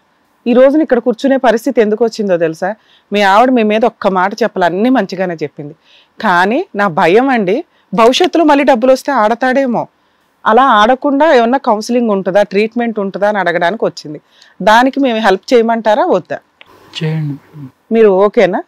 నేను చేసినవన్నీ కూడా యాక్సెప్ట్ చేస్తున్నాను మేడం. నేను చేశాను అవి. యాక్సెప్టెన్స్ వితౌట్ చేంజ్ కదా. యాక్సెప్టెన్స్ వితౌట్ చేంజ్ అని కాదు సార్, నేను చేంజ్ చేయడానికి చేస్తున్నాను. ఆ రోజు నుంచి కూడా నేను ఆగస్ట్ నుంచే నేను ఏం ఖర్చు కావాలని మా ఆవిడని అడిగి తీసుకుంటున్నా. 1 రూపాయి కూడా నేను. ఇప్పుడు ఆగస్ట్ నుంచి మీరు ఆడట్లేదు కదా? లేదు. అవకాశం ఉన్నా డబ్బులు చేతిలో కనిపించిన మీరు తీసుకోగలరంటే ఇంకా తీసుకోవచ్చు, అయినా మీరు ఆడట్లా. ఆప్షన్స్ ఉన్నాయి. మనం ఫోన్ స్క్రోల్ చేసేటప్పుడు అడ్వర్టైజ్మెంట్స్ వస్తాయి మేడం, యాడ్స్ వస్తాయి. అది కనిపించినప్పుడు క్లిక్ చేయకుండా ఉండలేకపోతున్నా. అదొకటి మైండ్ లో ఉండిపోయింది. అది చూద్దాం ఒకసారి అట్రాక్టివ్. అంటే అమౌంట్ పెట్టి నష్టపోయినాను, ఇది తప్పు అని తెలుసు, బట్ ఆ అట్రాక్షన్ నుంచి బయటికి రాలేకపోతుంది మేడం. ఎక్కడ వస్తాయి మీకు అడ్వర్టైజ్మెంట్స్? అవన్నీ డిలీట్ చేశానంటే ఆ యాప్ మేడం బ్రౌజ్ చేసేటప్పుడు పాపప్స్ వచ్చేస్తాయి ఆటోమేటిక్ గా. ఐపీఎల్ లో 75% యాడ్స్ అవే. ఐపీఎల్ లో ఇప్పుడు 75% ఒక పక్క నుంచి సెలబ్రిటీస్ ని ఈ నోటీసులు ఆ నోటీసులు పంపిస్తున్నారు. అదే సెలబ్రిటీస్ ఆడెవడో E11 అంటే ఇంకో 11 అని మొదలు పెట్టాడు. మళ్ళీ చిన్న యాడ్ కిందన జాగ్రత్తగా ఆడండి, ఇది రెస్పాన్సిబిలిటీ మీదే, తర్వాత గుండు గీయించుకునేది మీరే అంతా అంటారు. సరే ఫైనల్ గా ఏంటి నాన్న అంటే ద పర్పస్ ఇక్కడికి ఎందుకు వచ్చారు మీరు? ఓకే, చాలా నష్టాలు జరిగినాయి, థాట్స్ నుంచి బయటికి రాలేకపోతున్నా. నాకు ఒకటి అనిపిస్తుంది, ఇప్పటికీ కూడా మిమ్మల్ని సేవ్ చేస్తుంది మీ లవ్వే అన్నది నాకు అనిపిస్తుంది. మీ బాండ్, మీ లవ్, ఆ అమ్మాయి యొక్క ఓపిక, ఓర్పు, దానివల్లే నువ్వు ఆగేవేమో. రేపొద్దున పొరపాటున మీ ఇద్దరి మధ్యన ఏమైనా డిఫరెన్సెస్ ఆఫ్ ఒపీనియన్ వస్తే కనుక, రాకూడదని భగవంతుడు నువ్వు కోరుకుంటున్నాను, ఇస్తే కనుక ఇంకా ఆటోమేటిక్గా నువ్వు ఆ బాండ్ అనేది లేనప్పుడు ఇంకా ఫ్రీ బర్డ్ అయిపోతావేమో అని చెప్పి ఏదో ఒకటైతే నేను వెనక్కి లాగుతుంది. It is not just about you. Sir నేను యాప్ అయితే నొక్కుతున్నాను కానీ డబ్బులు అయితే పెట్టట్లేదు, నేను ఎందుకు ఆ యాప్ నొక్కుతున్నాను, దానికి ఎందుకు ఎడిక్ట్ అవుతున్నాను నువ్వు అంటున్నావు, కానీ ఏదో ఒక పాజిటివ్ ఫోర్స్ నిన్న ఆ యాప్ నొక్కి ఆ యాప్లో డబ్బులు వేయకుండా వెనక్కి లాగుతుంది. ఆ పాజిటివ్ ఫోర్స్ ఏంటి? ఈ అమ్మాయి తప్ప ఇంకేముంది? మా ఫ్యూచర్ కూడా సార్. ఫ్యూచర్ అంటే మరి అప్పుడు ₹1,00,000 పోయినప్పుడు ఫ్యూచర్ గుర్తుకు రాలేదా? 2 లక్షలు పోయినప్పుడు గుర్తు రాలేదా? 10 లక్షలు పోయినప్పుడు? నాకు నిజంగానే తెలియదు సార్, నేను చేసేది ఇంత తప్పని కూడా నాకు తెలియదు. ఎంతసేపు ఉన్నా పోయింది మళ్ళీ ఎనికి తీసుకుందాము, ఆపేద్దాము. ఇప్పుడు ఎంత అండి మీ వయసు? ఎంత? 27 మేడం. 27. ఇప్పుడు టోటల్ లోన్ అమౌంట్ ఎంత? ప్రైవేట్ యాప్స్ లోంచి ఎంత లోన్ ఉంది? ఒక 3 lakhs వరకు. ప్రైవేట్ యాప్ 3 lakhs ఉంది. మిగతా లోన్స్, ఫ్రెండ్స్ కి ప్రైవేట్ లోన్స్ ఇవన్నీ మొత్తం కలిపి 10 lakhs ఉంటుంది. మొత్తం 10 lakhs. కాదే 2000 ఇవి పిల్లలు హెల్త్ బాగాలేదని 10,000 అలా తీసుకున్నావంటే నిజమేనా? అవును మేడం. అబద్ధాలు కూడా చెప్పగలిగావు దీని వల్ల, ఈ గేమ్ వల్ల? చెప్పగలిగాను. ఇంకా చెప్పుకోవడానికి పనులు కూడా చేసి ఫ్రెండ్స్ కొలీగ్స్ అంతా వెళ్ళిపోయాను మేడం. నైట్ నిద్రలు మానేసి ఆడటం. ఈ రోజు వచ్చింది ఒక పబ్లిక్ అవేర్నెస్ క్రియేట్ చేయడం గురించి కూడా వచ్చారు కాబట్టి, మీ అంత మంచి మనిషి మీ ఆవిడ అంటే తప్పుగా అనుకోకండి, కులం తక్కువైనా కూడా నేను ముందుకెళ్ళి పెళ్లి చేసుకున్నాను, ఆర్థికంగా కిందనున్నా కూడా ముందుకెళ్ళి పెళ్లి చేసుకున్నాను, ఒకే ఒక కారణం చేత ఆ అబ్బాయిని పెళ్లి చేసుకున్నాను ప్రేమించి, ఎందుకంటే కనుక మంచితనం అనేది. ఆ మంచితనాన్ని మీరు ఏ సందర్భాల్లో ఏ పద్ధతుల్లో మీరు తాకట్టు పెట్టారు అనేది పబ్లిక్ అవేర్నెస్ గురించి వచ్చారు కాబట్టి అది కూడా చెప్పండి. అంటే చేయకూడను కూడా నేను చేశానని అన్నారు, చెప్పాలనుకుంటే అవి కూడా చెప్పచ్చు. అంటే ఈ ఇంట్లో గోల్డ్ తీసుకెళ్ళి తాకట్టు పెట్టడం.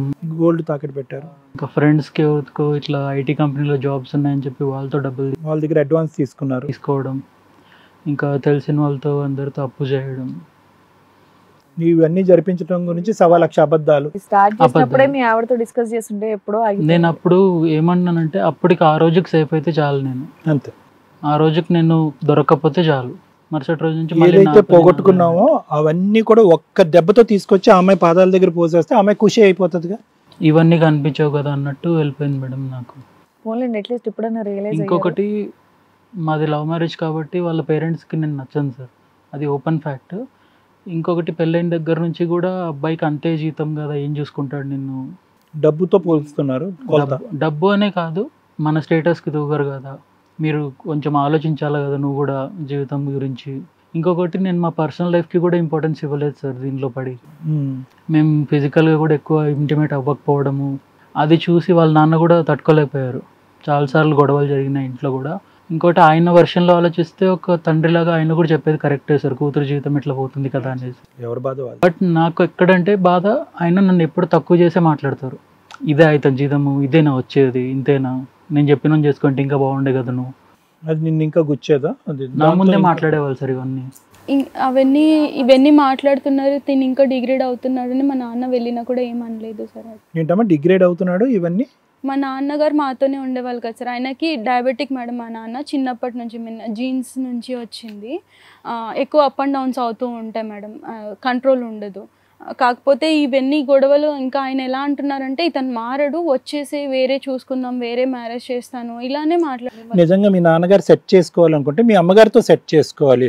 ఇప్పుడు మీ నాన్నగారు మీ అమ్మగారికి సవ్యంగా లేకపోవటం వల్ల అనవసరంగా అక్క తమ్ముళ్ళు మీరిద్దరు దూరమై కూర్చున్నారు కదా, అక్కడిది సరిదిద్దు లేకుండా ఇక్కడొచ్చి కూర్చుని ఈ అబ్బాయిని హేళన చేసి, ఈరోజు చెప్తున్నానమ్మా, అప్పుడు అతనికి ఉండేటటువంటి ఒకే ఒక మోటివేషన్, ఆ తప్పు చేయడానికి కారణం ఏంటంటే, అరే మా నాన్న ఇంత కష్టపడుతూ కింద మీద పడుతూ చెమటోడుస్తూ 1,00,000 సమస్యలను ఫేస్ చేస్తూ మమ్మల్ని పోషిస్తున్నాడే అని చెప్పి ఆ కసి కోపంతో 99.9% బెట్టింగ్లు. రెండే కారణాలు, ఒకటి ఎంటర్టైన్మెంట్, ఇంకోటి దిక్కులేనటువంటి పరిస్థితి.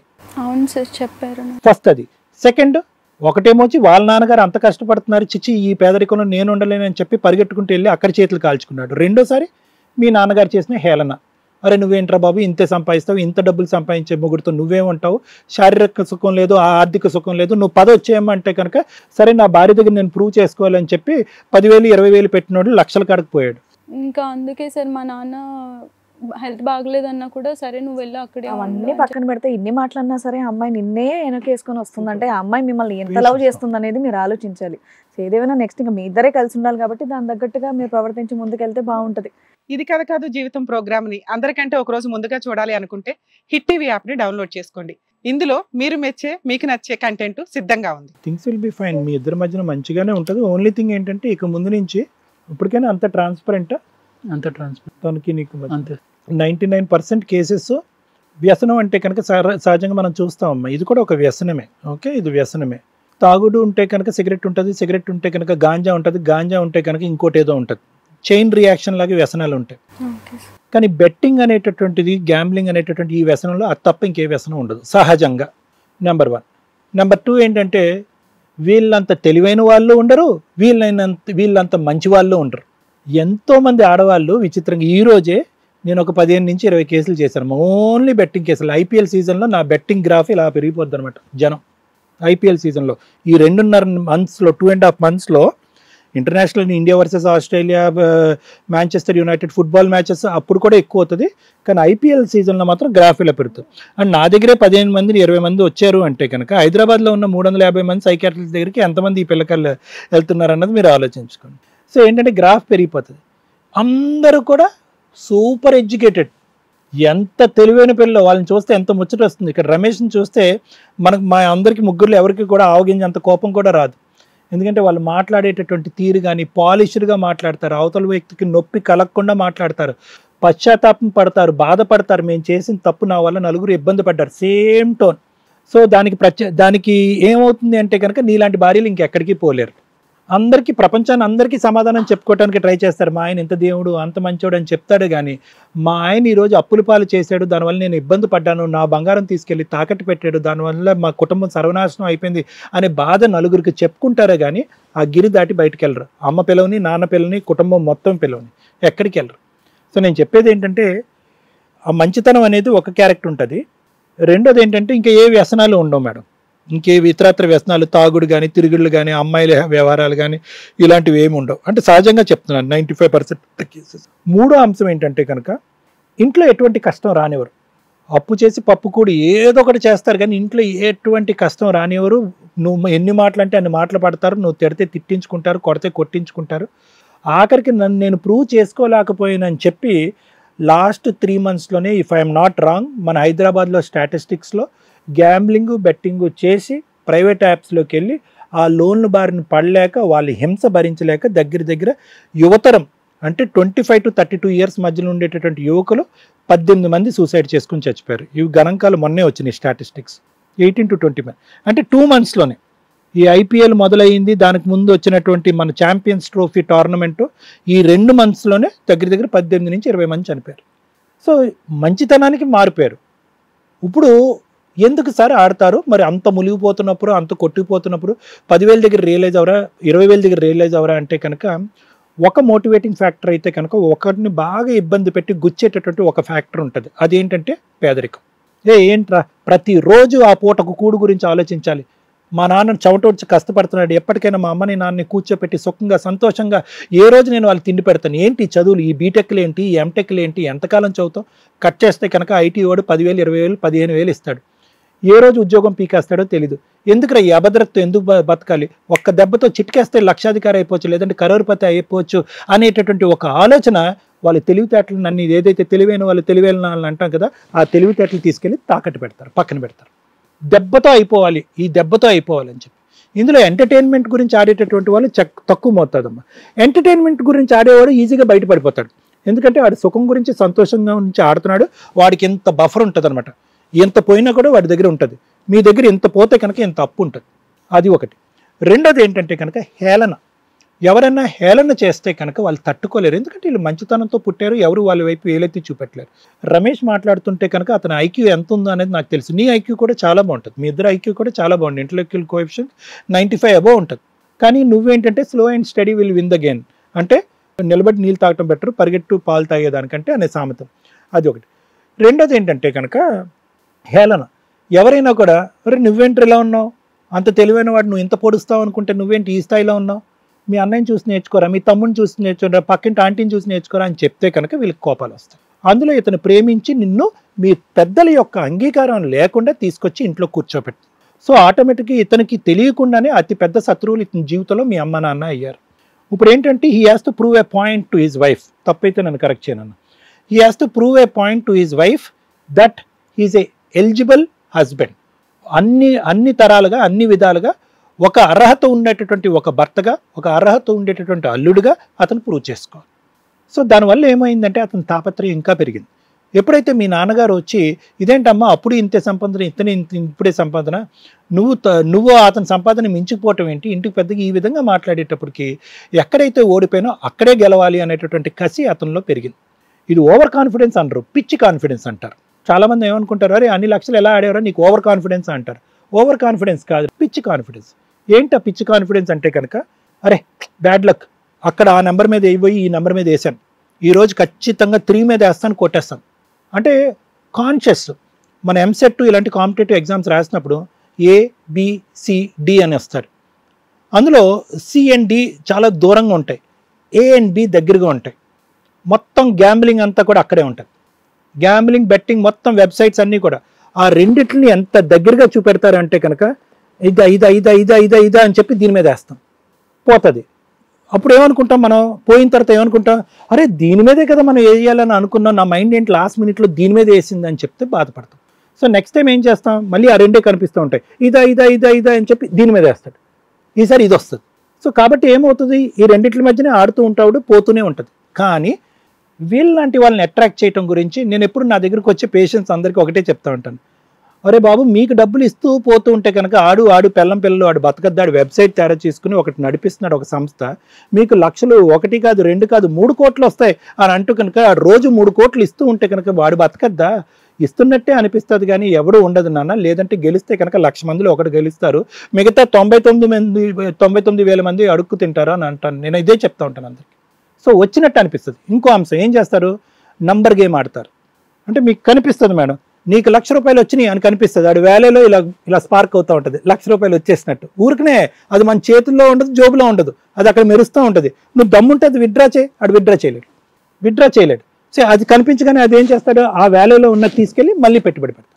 ఇంక ఇలా చైన్ రియాక్షన్ పోతూ ఉంటుంది.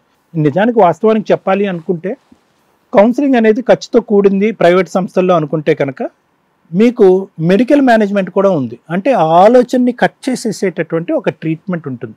అదేం దీర్ఘకాలికంగా ఏం లేదు. ఇప్పుడు ఇతను ఏమన్నాడు, సార్ నాకు ఇబ్బందిగా ఉంది, నేను ఆడాలి అనేటటువంటి ఉద్దేశం లేదు, నిజంగా నాకు ఇప్పుడు చూడగానే నాకు నమ్మకం వచ్చిందమ్మా, అతను ఆడాలనే ఉద్దేశం లేదు, అది చాలా మంచి చిహ్నం, నువ్వు అదృష్టవంతురాలి, ఆల్రెడీ 90% ఆఫ్ ద గేమ్ మీరు ఇద్దరు గెలిచేశారు, నా మాట కింద మీరు ముందుకెళ్ళచ్చు, అప్పటికీ ప్రాబ్లం వస్తే కనుక నేను ఫ్రీగానే అతనికి ట్రీట్మెంట్ ఇస్తాను.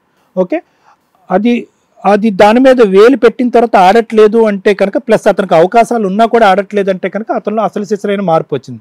మరి ఎందుకు సార్ ముట్టుకోవటం అంటే కనుక, నేను చెప్పిన తర్వాత నువ్వు మాట్లాడితే కనుక ఎందుకు ముట్టుకుంటాడు అంటే కనుక, ఇంకా అది ఒక ఓసిడి లాగా అనమాట, అలవాటైపోయింది. ఇంకా 1.5-2 years పాటు పక్కలో పిల్లం ఉందా, ఇంట్లో ఏం జరుగుతుంది, బాధ్యతలు తీసి పక్కన పెట్టి, శారీరక సంతోషం సుఖాన్ని పక్కన పెట్టి నెక్స్ట్ లెవెల్లో ఏ అబద్ధం ఆడాలి, ఎక్కడ డబ్బులు సంపాదించాలి అనేటటువంటి ఈ వ్యసనంలో ఉండిపోయిన వ్యక్తి ఇంకా ఆటోమేటిక్గా అతను పగలనక రాత్రానికి ఇంకా అది నొక్కటమే, ఆడాలనే ఉద్దేశం మనసులోంచి రావాలి, అది రావట్లేదు. సో అక్కడి వరకు మీరు సేఫ్ అన్నట్టుగా నాకు అనిపిస్తుంది, అక్కడి వరకు సేఫ్ అమ్మ. అయితే ఏంటంటే ఇప్పుడు మీ ఇద్దరి మధ్యన వేరే వాళ్ళు దూరకుండా చూసుకోండి, ఇది మోస్ట్ ఇంపార్టెంట్. మీ నాన్నగారి మీద మీకు అమితమైనటువంటి ప్రేమ ఉండొచ్చు, అభిమానం ఉండొచ్చు, పెళ్ళి ఇలా బయటకు ఒక ఆడపిల్ల రావడంతో వాళ్ళు పరువు పోయింది, వాళ్ళు తలెత్తుకోలేకుండా తిరగలేకపోతున్నారు, ఇప్పుడు భర్త గురించి నేను ప్రూవ్ చేసే పరిస్థితి వచ్చింది అని నీకు అనిపించవచ్చు. కానీ వాళ్ళకి తెలిసిందంతా ఆవగింజ అంతే, ఇక్కడున్న పరిస్థితి కానీ ఈ అబ్బాయి ఎందుకు ఆడుతున్నాడు ఏమవుతుంది అనేటటువంటిది వాళ్ళకి తెలియదు. కాబట్టి వాళ్ళని దూరం పెట్టి ఏది చక్కదిద్దాలనుకున్నా మీరిద్దరూ చక్కదిద్దుకోండి. రమేష్ అర్థమైందా? నేను 2 points నీకు చెప్తాను రమేష్. ఒకటి, there is no short cut to life. జీవితంలో షార్ట్ కట్ అనేటటువంటిది ఏమీ లేదు. ఆ షార్ట్ కట్ అంటూ ఉంటే కనుక మేము 14 సంవత్సరాల పాటు MBBSలు MDలు అని చదువుతాం, మిగతా పిల్లలందరూ కూడా PGలు పోస్ట్ గ్రాడ్యుయేషన్లు ఎందుకు చేస్తారు, పగలనక రాత్రనక లక్షల కొద్ది ఫీజులు కట్టుకుని కాలేజీల చుట్టూ ఎందుకు తిరుగుతారు, ఎందుకు ఈ కాంపిటేటివ్ ఎగ్జామ్స్ రాయటం? నిజంగా అంత ఈజీయా లైఫ్? కాదు. వాడెవటో బ్రతకటం గురించి వాడు క్రియేట్ చేస్తున్నటువంటి ఒక వెబ్సైట్, వాడిని బ్రతికించడం గురించి మనం ఆడుతున్నాము, మన ఇంటిల్లో 10 సర్వనాశనం అయిపోవటం గురించి మనం ఆడుతున్నాం అంతే. It is not a game, it is death. Death అంతే. నేను చూసే ప్రేక్షకులు ఎవరన్నా ఉంటే కనుక బెట్టింగ్ గ్యాంబ్లింగ్ గురించి ఒకే పదం వాడతాను, ఇది చావు. వాడెవడో గెలిచాడు అంటే కనుక ఇదంతా అభూత కల్పన. గెలిచిన వాడు 1,00,000 మందిలో ఒకడు, ఓడిపోయినటువంటి వాళ్ళు 99,000 మంది. నేను గెలుస్తాను అనే నమ్మకం నీ జీవితంలో ఎక్కడ ఉండాలంటే నీ చదువు దగ్గర ఉండాలి, నీ విద్యాభ్యాసం నీ కెరియర్ మీద ఉండాలి, మీ కుటుంబం మీద ఉండాలి. అక్కడ గెలుపొందండి. లాంగ్ కట్ ఏదైతే ఉందో అది పర్మనెంట్ కట్, షార్ట్ కట్ ఏదైతే ఉందో అది డెత్ కట్, అంతే. ఇంతకంటే మించి నేను ఏం చెప్పలేదు. ఆడడమ్మా, రమేష్ ఆడతాడు, మీరు మంచి ఉద్దేశంతోనే ఇక్కడికి వచ్చారు, ఆడడు. నేను ఆడ్డానని చెప్పి నువ్వు సర్టిఫికేట్ తీసుకుని ఎగిరి గంతేసుకుంటూ వెళ్ళొద్దు. ఎక్కడికక్కడ నీ స్వీయ నియంత్రణ అనేది ఉండాలి, సెల్ఫ్ కంట్రోల్ అని ఉండాలి. 10 రూపాయలు నీ జోబులో కనిపించింది అంటే కనుక మేము 10 రూపాయల గురించి ఒకలాగా ఆలోచిస్తే నువ్వు ఎలా ఆలోచించాలంటే 10 రూపాయలు నేను తీసుకెళ్ళి బెట్టింగ్ ఆడేస్తాననే భయం ఎప్పటికీ నీలో ఉండాలి. నువ్వు 2 సంవత్సరాలు కంటిన్యూస్గా ఆడకపోయినా కూడా 3వ సంవత్సరం నేను ఆడేస్తానేమో అనే భయం నీకు ఉండాలి. నేను ఆడితే కనుక నేను ఇంతగా ప్రేమించినటువంటి నా భార్య ఇల్లు వదిలేసి వెళ్ళిపోతుంది అనే భయం ఉండాలి. ఇప్పుడుకొచ్చి జీవితం, ఇప్పుడుకొచ్చి ఇంత ప్రయాణం మొదలు పెట్టాము, పిల్ల జల్లా కూడా లేరు మా ఇద్దరు జీవితంలో, సర్వనాశనం అయిపోతుంది నా కుటుంబం అనే భయం ఉండాలి. అంటే అనుక్షణం భయపడాలి మేడం. చాలామంది ఏమంటారో తెలుసా మేడం, సార్ 6 months ఆడలేదు సార్, నేను మారిపోయాను సార్ అంటారు. నో, అనుక్షణం ఆ భయం ఉండాలి. ఎందుకంటే అది మన బ్రెయిన్కి అలవాటు చేసినటువంటి ఒక అనుభవం. బ్రెయిన్ ఎప్పుడు అది గుర్తు పెట్టుకుంటుంది. అరే నువ్వు జస్ట్లో మిస్ అయిపోయారా, 1 కోటి రూపాయలు కొట్టేద్దు వాడు, అనవసరంగా మిస్ అయిపోయి అనే మెసేజ్ ఎప్పుడు మన బ్రెయిన్, హైపోథాలమస్, చిన్న మెదడు ఎప్పుడు అది గుచ్చుతూ ఉంటుంది. ఆ జ్ఞాపకం ఎల్లకాలం ఉంటుంది. సో కాబట్టి ఏంటంటే ఒక మెచ్యూరిటీ వచ్చి, ఒక కన్సిస్టెన్సీ వచ్చి, ఒక బాధ్యతాయుతంగా వ్యవహరిస్తూ డైవర్ట్ చేసుకో. నీ వెయిట్ రిడక్షన్ మీద ఫోకస్ పెట్టు, ఏమైనా గేమ్స్, స్పోర్ట్స్ మీద డైవర్ట్ చేసుకో నీ బ్రెయిన్, మెడిటేషన్ అండ్ యోగాలోకి వెళ్ళు. ఇలాంటి రకరకాల పద్ధతులు ఉన్నాయి నీ మైండ్ డైవర్ట్ చేసుకోవడానికి, కాన్స్టెంట్గా అది నొక్కకుండా ఉండటానికి. అంతకు మించి నీకు హెల్ప్ కావాలంటే come to me, I will help you. మీరేమీ ఫండ్ చేయక్కర్లేదు, I will do it free. Thank you sir. Madam, ఈ కేసు చాలా బెస్ట్ కేసు ఇప్పుడు జనరేషన్లో నడుస్తున్న టాపిక్స్ కానీ నేను అనుకుంటున్నా. వీళ్ళ కేసులో ఉన్న ప్లస్లు మైనస్లు మాట్లాడడానికి ముందు బెట్టింగ్ యాప్స్ గురించి మనం ఫస్ట్ డిస్కస్ పెట్టుకుంటే బాగుంటుందని నా ఉద్దేశం. వీళ్ళు ఫస్ట్ నేను ఒక క్వశ్చన్ అడిగామా, అతను మారటానికి రెడీగా ఉన్నాడు, మీరు అన్యోన్యంగా సపోర్ట్ చేయడానికి రెడీగా ఉన్నారు, మరి కౌన్సిలింగ్కి వెళ్ళొచ్చు కదా అండి అంటే, మాకు మేడం అక్కడికి వెళ్ళాము, మాకు ఎక్స్పెన్సెస్ చెప్పారు, అది మేము భరించే పొజిషన్లో లేక ఇక్కడికి వచ్చాము అని. కొంత లిమిట్స్ వరకే ఫ్రీ సర్వీసులు చేయగలుగుతారు ఎవరైనా కానీ. సో దీనికి సంబంధించి తను అడిగిన ఒకే ఒక పాయింట్, మరి సార్ కౌన్సిలింగ్ ఇస్తారా, అసలు గవర్నమెంట్కి సంబంధించి ఉన్నాయని. మన షోలు చూసే వాళ్ళు చాలా మంది ఏంటంటే, ఇక అక్కడికి వెళ్తే పని అయిపోద్ది, అక్కడికి వెళ్తే సార్ కౌన్సిలింగ్ ఇచ్చేస్తారు, మేడం ఫ్రీగా కేసులు వేసేస్తారని. దేనికన్నా ఒక లిమిట్ ఉంటుందండి. మా లిమిట్ వరకే మేము చేయగలం, మా ప్రొఫెషన్స్ మాకున్నాయి. ఇక్కడికి వచ్చిన ప్రతి ఒక్కళ్ళకి ఫ్రీ సర్వీసులు చేయడం అన్ని సందర్భాల్లో కుదరదు. 1, 2 ఎందుకు చేస్తామంటే సెన్సిటివ్గా ఫీల్ అవుతాం. అవి అరే ఇది మనమే చెయ్యాలి, ఈ కేసు ఇది మనం ఇస్తేనే వీళ్ళకి కరెక్ట్గా, ఇంకో చోటకి వెళ్తే వీళ్ళకి న్యాయం జరగదని. ఇప్పుడు వీళ్ళకి కౌన్సిలింగ్ సార్ ఇచ్చారే అనుకోండి, మ్యాక్సిమం బయట ఇవే ఉన్నాయి, అందరూ క్యూ కడతారు. ఆయన వాల్యుబుల్ టైం తీసుకోలేం కదా, మనం సజెషన్ వరకు ఏంటి అనేది చెప్పించగలుగుతాం. అదే ఒకటే ఉంది అసలు, అట్లాంటి ఇంకెక్కడ సొసైటీలో లేవు. చేస్తాం సర్వీస్ అనేది, ఫ్రీ సర్వీస్ చేయడానికి. సో మనం రీసెంట్గా కూడా చూస్తే అండి, కేసులకి సంబంధించి చాలా మంది, ఇక రమ్య గారి దగ్గరికి వెళ్తే ఫ్రీ కేసులు వేసేస్తారు అంటే, అక్కడ అడ్వకేట్స్ ఉన్నారు, చాలా మంది ఉన్నారు. మీ రేంజ్లో మీరు అడ్వకేట్స్ని పెట్టుకొని మీరు కోర్టులో ఫైట్ చేయాలి. కోర్టు దాకా వెళ్ళాలంటే అది జడ్జి టైము, మేము వెళ్ళి కోర్టులో ఆర్గ్యూ చేయాలి. సో అన్ని సందర్భాల్లో ఫ్రీగా సర్వీసులు చేయడం కుదరదండి. ప్రాపర్గా మీరు అక్కడ అడ్వకేట్స్ని కన్సల్ట్ అవ్వండి, సైకాలజిస్ట్ని కన్సల్ట్ అవ్వండి. అవ్వకపోతే ఏమన్నా హెల్ప్ చేయగలరు అనేది గవర్నమెంట్ తరపున ఏం ఫ్రీగా ఉన్నాయో మేము చెప్పగలుగుతాం. ఈ స్టేజ్ మీద మేము ఎంత చేయగలమో అంత చేస్తున్నామండి. ఎందుకంటే ఇది టోటల్లీ ఫ్రీ సర్వీసు. ఇలా ఏదైనా జరుగుతుంటే బయట మీరు రియలైజ్ అయ్యి మీరు రెక్టిఫై చేసుకుంటారు, ఇవి రిపీట్ అవ్వకుండా ప్రాబ్లమ్స్ అనేది మా వంతు ప్రయత్నం మేము చేస్తున్నాం. సో దయచేసి ఇది అర్థం చేసుకుంటారని నా రిక్వెస్ట్. బెట్టింగ్ యాప్ల్లో ఈరోజు మనం సోషల్ మీడియా చూస్తే విపరీతమైన ట్రెండింగ్. సార్ చెప్పింది ఇందాక ఒక ఏరియా వరకు 18 మెంబర్స్ అనేది. 2 తెలుగు రాష్ట్రాల్లో మాట్లాడితే ఓ రేంజ్లో సూసైడ్లు జరుగుతున్నాయి. ఫోన్లోనే జీవితం హరించుకుపోతున్నాయి. గేమ్లు ఆడుకుంటూ దాన్ని ప్రమోట్ చేస్తున్న ఇన్ఫ్లుయెన్సర్స్ సిగ్గుపడండి దయచేసి. ఎందుకంటే నాకు తెలిసి ఆ ఇన్ఫ్లుయెన్సర్స్ కూడా తెలియదు దాని ఎఫెక్ట్ ఎంత దరిద్రంగా ఉంటుంది అని.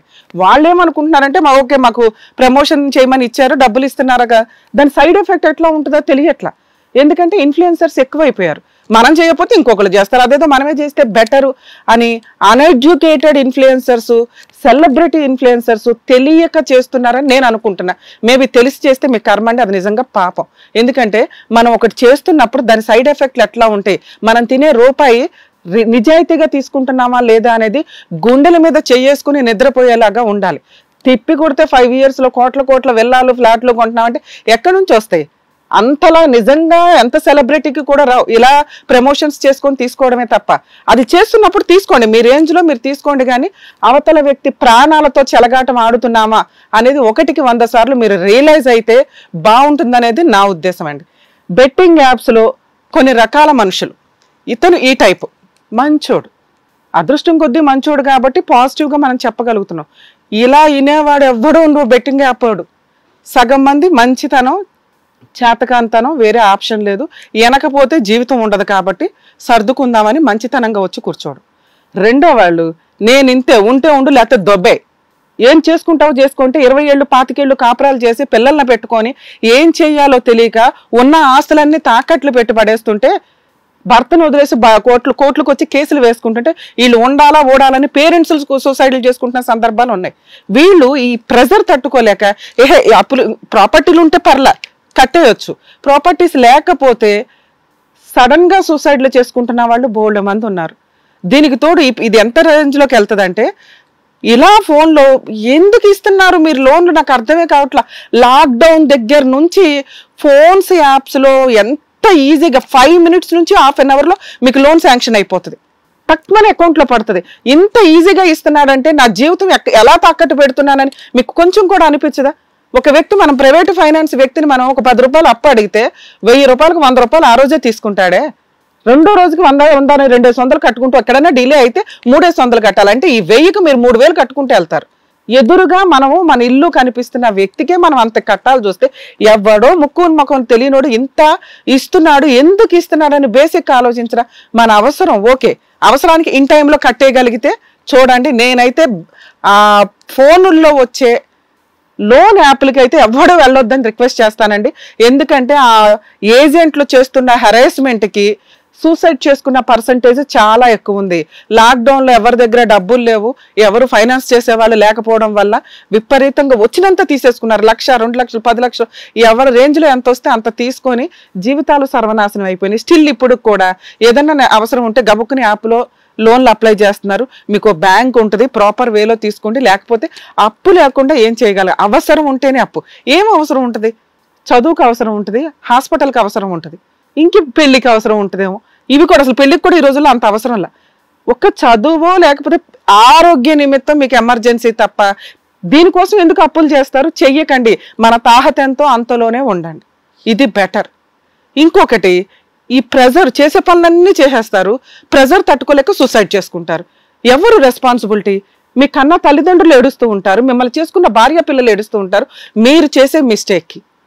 దయచేసి ఇలా అప్పులు పాలైపోయి సూసైడ్ చేసుకునే వాళ్ళు 1కి 100 సార్లు ఆలోచించండి. ఈయన ఒక ఎగ్జాంపుల్. ఈయన మారటానికి రియలైజ్ అయ్యి వచ్చి కూర్చున్న వ్యక్తి ఆయనే చెప్తున్నాడు, నేను ఎక్కడ టెంప్ట్ అయిపోతానో నాకు అనిపిస్తుందండి అని. 99% నేను చెయ్యకూడదు అనుకున్న వ్యక్తే టెన్షన్ పడుతుంటే ఇంకా మీరు ఫిక్స్ కూడా కాల. దయచేసి ఫిక్స్ అవ్వండి. ఫిక్స్ అయితే రియలైజ్ అవుతారు. రియలైజ్ అయితే బోల్డ్ అంత కష్టం ఉందని మనకు గారు చెప్తున్నారు. ఎందుకంటే నేను 99% 6 months నుంచి టచ్ కూడా చెయ్యట్లేదండి, కానీ నాకు కనిపిస్తుంటే నేను ఆగలేకపోతున్నా. రేపొద్దుట ఆగలేక ఏమన్నా చేస్తానేమో. అలా చేయకుండా ఏదైనా ట్రీట్మెంట్ ఉంటుందా? సెల్ఫ్ ట్రీట్మెంట్ చాలా ఇంపార్టెంట్. ఎవరిని ఉద్ధరించడానికి ఎక్కడా లేరు. ప్రతి దానికి రూపాయి ఖర్చు ఉంటుందండి. మీరు తప్పుడు పనులు చేస్తే, సోషల్ సర్వీసులు చేస్తే ఎవడో కూర్చోరు ఎక్కడ. గవర్నమెంట్ ఎంతకని చేసుకుంటూ వెళ్తుంది. మీకు రియలైజ్గా అయితే బెటర్ అని నా ఉద్దేశం. దయచేసి సూసైడ్లకి వెళ్ళకండి, బెట్టింగ్ యాప్స్కి వెళ్ళకండి. ఊరికే డబ్బులు ఎక్కడి నుంచి రావు, కష్టపడాల్సిందే. అన్యాయం చేసి కష్టపడి సంపాదించుకుంటే అది వేరే సంగతి, దాని గురించి నేను మాట్లాడట్లా. నిజంగా సంపాదించాలంటే స్లోగానే విన్ అవుతారు. నిజాయితీగా సంపాదించేదానికి మీరు నైట్ ప్రశాంతంగా పడుకుంటారు. అందులోనూ 10 మందికి హెల్ప్ చేస్తూ సంపాదించేది ఇంకా బాగుంటుంది. దయచేసి బెట్టింగ్ యాప్లకి వెళ్ళొద్దు అని మా స్టేజ్ తరపు నుంచి మేము ముగ్గురు రిక్వెస్ట్ చేస్తున్నాం. రియలైజ్ అవ్వండి. ఎవరన్నా ఉంటే ఇంకా నుంచి ఆగిపోండి. మేడం, ఇంక వేళ కేసు గురించి వస్తే మేడం, ఒక 3 points నేనైతే సీరియస్గా చెప్పాలనుకుంటున్నాను. ఒకటి, చాలా చిన్న వయసులో లవ్. అబ్బాయి మంచోడు, అమ్మాయి మంచిది, బాగుంది, కానీ కొన్ని చిన్న విషయాలు. నాన్న, ఆ అమ్మాయి ఎక్కడా కూడా మీరు తక్కువ కులమైనా చేసుకున్నాను, మీరు ఫైనాన్షియల్గా వీక్ అయినా చేసుకున్నాను అని అనలా. ఆ ఫీలింగ్ వాళ్ళ అమ్మ నాన్నది, అది మీకు తెలుసు. మీరు ఇందాక కూడా ఆ మాట అన్నారు, వాళ్ళు ప్రతిసారి మమ్మల్ని ఇన్సల్ట్ చేస్తారండి అని. ఆ అమ్మాయి మిమ్మల్ని చూసే లవ్ చేసింది, మీరు ఎలా ఉన్నారో తెలిసి కూడా లవ్ చేసింది. అర్థమవుతుందా? 2, మీ క్యారెక్టర్ గురించి మాట్లాడతా. సగం మంది స్టూడెంట్స్ తల్లిదండ్రులు తినక కష్టపడి మిమ్మల్ని బెటర్ స్కూల్స్లోనే వెయ్యాలి అని గవర్నమెంట్ మంచి స్కూల్స్ ఉన్నా కూడా ఆ రేంజ్లో వేయడానికే చూస్తారు. వాళ్ళ నాన్నగారు కూడా చేసిన పని అది. నువ్వు ఒక డైలాగ్ అన్నావు, నాన్న కష్టపడి ఆటో తోలి తినక మా కోసం కష్టపడి ఒక ప్రైవేటు స్కూల్లో చేర్పించారండి మమ్మల్ని, అలా చేర్పించకుండా గవర్నమెంట్ స్కూల్లో వేస్తే బాగుండు అని అన్నారు మీరు. అలా పెంచాలి పిల్లల్ని అని ఈ జనరేషన్లో ఏ తల్లిదండ్రులు అనుకోరు. తినక ఆస్తులు అమ్ముకొని లక్షలు ఎల్కేజీకి యూకేజీకి లక్షలు ఏంటో నాకు అర్థం కాలే, ఆ రేంజ్లో కడుతున్న వాళ్ళు ఉన్నారు. మీ నాన్నగారు అరే మేము ఈ రేంజ్లో ఉన్నాం కదా, నా పిల్లల్ని మంచి స్కూల్లో చదివిస్తే మంచి ఇంగ్లీష్ వస్తుంది, మంచి ఎడ్యుకేషన్ వస్తుంది, మంచి జాబ్లు వస్తాయి, అట్లీస్ట్ చదువు వల్ల జీవితాలు మారతాయి అనటానికి మీ నాన్నగారు ఒక మంచి ఆలోచనతో ఆలోచించి మిమ్మల్ని అక్కడ వేశారు. మీరు ఆ కష్టాన్ని అర్థం చేసుకోకుండా చెడు అలవాట్లకి వెళితే నేను బాధపడేదాన్ని. కర్మ ఏంటంటే మీరు ఆ కష్టాన్ని అర్థం చేసుకొని చెడు అలవాట్లకి వెళ్ళారు. మీ గుండెలో బాధ ఏంటంటే మా నాన్న రిక్షా తొక్కాడండి, మా నాన్న కష్టపడ్డాడండి, ఆయనకి బిర్యానీ కొనాలండి అని. మీ నాన్న అలా కొనమని అడగలా నిన్ను. మీరు జాబ్ చేసి చక్కగా వెజిటేబుల్స్ కూర వండినా ఆయన హ్యాపీ తినేవాడు. మంచి జాబు మంచి క్యారెక్టర్ అనుకున్నాడు మీ నాన్న. నువ్వు మా నాన్నకు అర్జెంటుగా నేను బిర్యానీ కొనాలి అని, మీరే కాదండి హాస్టల్లో ఉండే స్టూడెంట్స్ అంతా కూడా మీ తల్లిదండ్రుల కష్టాలు మీకు తెలియవు, మిమ్మల్ని చదివించటం కోసం వాళ్ళు తినక మీకు ఫీజులు కడుతుంటే సైడ్ ఉండే ఫ్రెండ్స్ ఉంటారు చూసారా. ఈ కేసులో నాకు కనిపించిన మేజర్ పాయింట్ అండి, ఫ్రెండ్స్ వల్ల వాళ్ళకి రిచ్, వాళ్ళ అమ్మా నాన్న బాగా సంపాదిస్తారు, కార్లు ఇస్తారు, ఫోన్లు ఇస్తారు, డబ్బు ఇస్తారు, వాళ్ళకి లెక్కే ఉండదు. వాళ్ళు ఏం చేస్తారు, గంజాయి, గేమ్స్, సినిమాలకు వెళ్ళడం, ఆ అమ్మాయిలతో తిరగడం, ఇవి తాగుడు, ఇవి మేము చేయకపోతే బాగుండదంటే మన తాహతులోనే మనకు తగ్గ ఫ్రెండ్స్, లేకపోతే ఫ్రెండ్స్ వద్దు మనం చదువుకి వెళ్ళాం కదా. అలా నాశనం అయిపోతున్న స్టూడెంట్స్ ఈ రోజున చాలా పర్సంటేజ్ ఉన్నారు. అలా తల్లిదండ్రుల యొక్క కష్టాన్ని గుర్తుపెట్టుకోండి. నిజంగా అట్లా ఎవరైనా తాగుతుంటే కూడా కొంచెం రియలైజ్ అవ్వండి అమ్మా, ఎందుకంటే భవిష్యత్తులో జీవితం ఉండదు ఈ హ్యాబిట్స్ ఉన్న వాళ్ళకి. రెండో పాయింట్ మీరు చెప్పింది అప్పులకి సంబంధించి రిపీటెడ్గా అబద్ధాలు చెప్పుకుంటూ వెళ్ళామని. మీరే కాదండి ఎవరైనా అలా అప్పులు చేయాలంటే వేరే ఆప్షన్ లేదు, అబద్ధాలు చెప్పుకుంటూనే వెళ్తున్నారు. అబద్ధాల తర్వాత ఎదురు తిరగడాలు, ఇవన్నీ మీకు ఇక్కడ ఆప్షన్ లేక ఆ మంచితనం అనే క్యారెక్టర్లు అట్లా ఉండిపోయారు. దాన్ని అలాగే ఉండండి, మా అదృష్టం బాగుండి మీరు అట్లాగే ఉన్నారు. మీ అమ్మా నాన్న వాళ్ళ పాత్ర ఏంటో వాళ్ళకి తెలుసు. ఇక్కడ నేను చెప్పాల్సిన ఇంకొక పాయింట్, తల్లిదండ్రులు పిల్లల పెళ్ళిళ్ళు అయిపోయినాక మీ జనరేషన్లు వేరు, ఈ జనరేషన్ వేరు, ఓవర్ ఇన్వాల్వ్మెంట్ దయచేసి వద్దు. వీళ్ళ పేరెంట్స్ చేసిన పని అది. ఆ అమ్మాయి ఏమండి మీ అబ్బాయి ఎట్లాగంటే లవ్ మ్యారేజ్ చేసుకున్నారు, 6 ఏళ్ల నుంచి ఆయన ఏంటో ఈవిడికి తెలుసు, ఈవిడేంటో ఆయనకి తెలుసు, ఇంకా వాళ్ళు వచ్చి సలహా చెప్పడానికి ఏముంటుంది. అమ్మ చిన్న విషయం నువ్వు మీ ఆయన మాట్లాడుకోండి అని వాళ్ళ అమ్మ నాన్న ఆటో డ్రైవర్ అయినా ఆయనకున్న మెచ్యూరిటీ లెవెల్స్ నిజంగా హ్యాట్స్ ఆఫ్. ఇన్వాల్వ్ అవ్వకూడదు మీ మ్యారిటల్ రిలేషన్లో అని ఆయన బయటకు వెళ్ళారు. మీ నాన్నగారు చేసిన మిస్టేక్ ఏంటో తెలుసా, డబ్బంతా నాకే ఇవ్వండి, నీ 30 రూపాయలు నాకు ఇవ్వు, నీ 20 రూపాయలు నాకు ఇవ్వు, నేను కలిపి మీ ఇద్దరికి 5 స్పేస్లు ఇస్తాను ఖర్చులు అని. ఆయన ఎవరు డిసైడ్ చేయడానికి? మీరు జీవితంలోకి ఎంటర్ అయిపోయి 3 years అవుతుంది, కష్టమో నష్టమో ఎలా లీడ్ చేసుకోవాలి. ఆయన నీ మాట వింటున్నాడు, నువ్వు ఆయన మాట వింటున్నావు. రేపొద్దుట రోడ్డు మీద పడతారా, కోట్ల చుట్టూ తిరుగుతారా, మీరు డిసైడ్ చేసుకోవాలి. పెళ్లి చేసుకోవడానికి ఉన్న ధైర్యం కాపురం నిలబెట్టుకోవడానికి ఉండదా? ఇంత మెచ్యూరిటీగా ఉన్నారుగా మీ ఇద్దరు. ఇది నా రిక్వెస్ట్. అంటే మీరేమనుకున్నారంటే వాళ్ళ అమ్మ నాన్న సైడ్ అయిపోయారు కాబట్టి మా నాన్నగారు ఉంటే సపోర్ట్ చేస్తే మాకు చిన్న పిల్లలం కదా తెలియదు కదా. అదే మీకు మీ నాన్నగారు హెల్ప్ చేశారు, హెల్ప్ చేయడం ఏంటి, మీకు మీ నాన్నగారి గురించే మాట్లాడతా. ముందు ఆయన కుటుంబమే తిన్నగా లేదు, భార్యను కంట్రోల్ చేసుకోలేకపోయాడు, కూతురు ఒక అబ్బాయిని లవ్ చేస్తే ఆ అబ్బాయిని ఇచ్చి పెళ్లి చేయాలా వద్దా అన్న మినిమం ఆలోచన లేదు. అమ్మ నువ్వు నా పెట్టవి, నా బంగారు కూతురువి, నీ ఇష్టం నాన్న వెళ్ళు అని ఒక చెయ్యిని ఇచ్చి ఓ నగలు ఇచ్చి ఏదో ఇచ్చి పంపించాడు. అదే ఆయన ఒప్పుకొని చేస్తే గ్రాండ్గానే చేసేవాళ్ళుగా, గ్రాండ్గా చేయొచ్చు కదా. ఉన్నంతలో నేనేవో లక్షలు పెట్టమని అనట్లా. అక్కడ మిస్టేక్ అది మీ నాన్నగారిది. నువ్వు ఇష్టం ఉన్నప్పుడు అక్కడ మీ అమ్మగారిని పెద్ద ఆవిడ కంట్రోల్ చేసే అంత సీనే లేదు. ఆయన తెగించి 1.5 year మీ ఇంట్లో ఎట్లా ఉన్నారో అప్పుడు కూడా వచ్చి గౌరవంగా పెళ్లి చేసి ₹1 ఖర్చు ఆయన సర్దుకోవచ్చు. 2 ఆయన చేసిన పని 1.5 year ఆ అమ్మను వాళ్ళ భార్యను వదిలేసి మీ దగ్గరకు వచ్చి కూర్చున్నాక ఆయన బోర్డు పెత్తనం ఏంటి, నేను డబ్బులు ఇచ్చాను కాబట్టి నేను బోర్డు పెత్తనం చేస్తానంటే అన్ని సందర్భాల్లో కుదరదు. ఆ అబ్బాయికి వేరే ఆప్షన్ లేక సర్దుకున్నాడు. కానీ మా ఇద్దరి మధ్యలో గొడవ అంటే అదే మేడం, మా నాన్న డబ్బులు ఇచ్చారు కాబట్టి ఇష్టం వచ్చినట్టు మాట్లాడేవారు, మేము ఇచ్చే పొజిషన్ లేదు కాబట్టి నేను సైలెంట్గా ఉండిపోయాను. సూపర్ నాన్న. అందుకే నిన్న అనట్లా, నేను మీ నాన్నగారి క్యారెక్టర్ని నేను అంటున్నాను. ఎందుకంటే ఆయన డబ్బులు ఇచ్చాడు, ఇక్కడ పెత్తనం చేయాలి, అల్లుడిని నా కాళ్ళ దగ్గర పెట్టుకోవాలి. అసలు మామూలుగానే అల్లుడు అంటే ఆయనకి చాలా చీప్ లుక్ వాళ్ళ కుటుంబం అంటేనే. అలాంటి వ్యక్తి దగ్గర లీడర్షిప్ అంటే మీ ఆయన ఇలా ప్రెజర్ కుక్కర్లోకి వెళ్ళిపోతాడు. ఇష్టమైన భార్యకి చెప్పుకోలేడు, ఎందుకంటే ఆ అమ్మాయి నాన్న సపోర్ట్ తీసుకుంది. ఆయనకున్న బ్యాడ్ హ్యాబిట్కి అప్పు అవసరం. మీ నాన్న అప్పు వేస్తున్నాడు చీ అంటున్నాడు, అప్పు ఇస్తున్నాడు చీ అంటున్నాడు. ఆ చీ తట్టుకున్నాడు చూసావా, అది అబ్బాయి లిటరల్లీ పడిన నరకం ఒక రకంగా. సో మీరు నన్ను నమ్మండి, సార్ని నమ్మండి. సారు మ్యాక్సిమం ఎస్టిమేట్ చేసి చెప్పారు. ఫ్రీ కౌన్సిలింగ్ ట్రీట్మెంట్ ఇస్తారా అంటే కొన్నిటికి ట్రీట్మెంట్ అవసరం లేకపోవచ్చు, ఎందుకంటే ఆయన చెప్పారంటే అవసరం లేదని నేను అనుకుంటున్నా. రూల్ ప్రకారం ఒకవేళ అంత రిక్వైర్మెంట్ ఉంటే ఖచ్చితంగా వెళ్ళండి, హెల్ప్ చేస్తారు. రెండో విషయం ఇక్కడ నేను రిక్వెస్ట్ చేసేది, లీగల్గా వెళ్ళాల్సిన కేసే కాదు అది, ఈ రోజుకి కాదు ఇంకో 5 yearsకి కూడా. ఒక్కటి సార్ మిమ్మల్ని నేను రిక్వెస్ట్ చేయాలి, ఆ అమ్మాయి 100% పర్ఫెక్ట్ ఉంది. తెలియని విషయం ఏంటంటే తనకి ఎవరో ఒకరు ఆసరా కావాలి. పెద్దవాళ్ళు ఎవరన్నా ఏంటి నేను చెప్తే వినడేమో ఈయన, పెద్దవాళ్ళు ఎవరైనా చెప్తే వింటారని వాళ్ళ నాన్న సపోర్ట్ తీసుకుంది, కానీ ఆ సపోర్టే మీ నాన్న ఇచ్చుంటే ఈ చిన్న డిస్కషన్స్ కూడా ఉండే కాదు. మీ నాన్నగారు ఇవ్వాల్సిన అవసరం లేదని ఆయన అనుకున్నారు, ఎందుకంటే వాళ్ళు ఫైనాన్షియల్గా మేము ఇన్వాల్వ్ అయితే ఈ పిల్లడు మాట వింటాడో విన్నాడో ఎందుకు జీవితం నాశనం చేసుకున్నాడు కదా అని.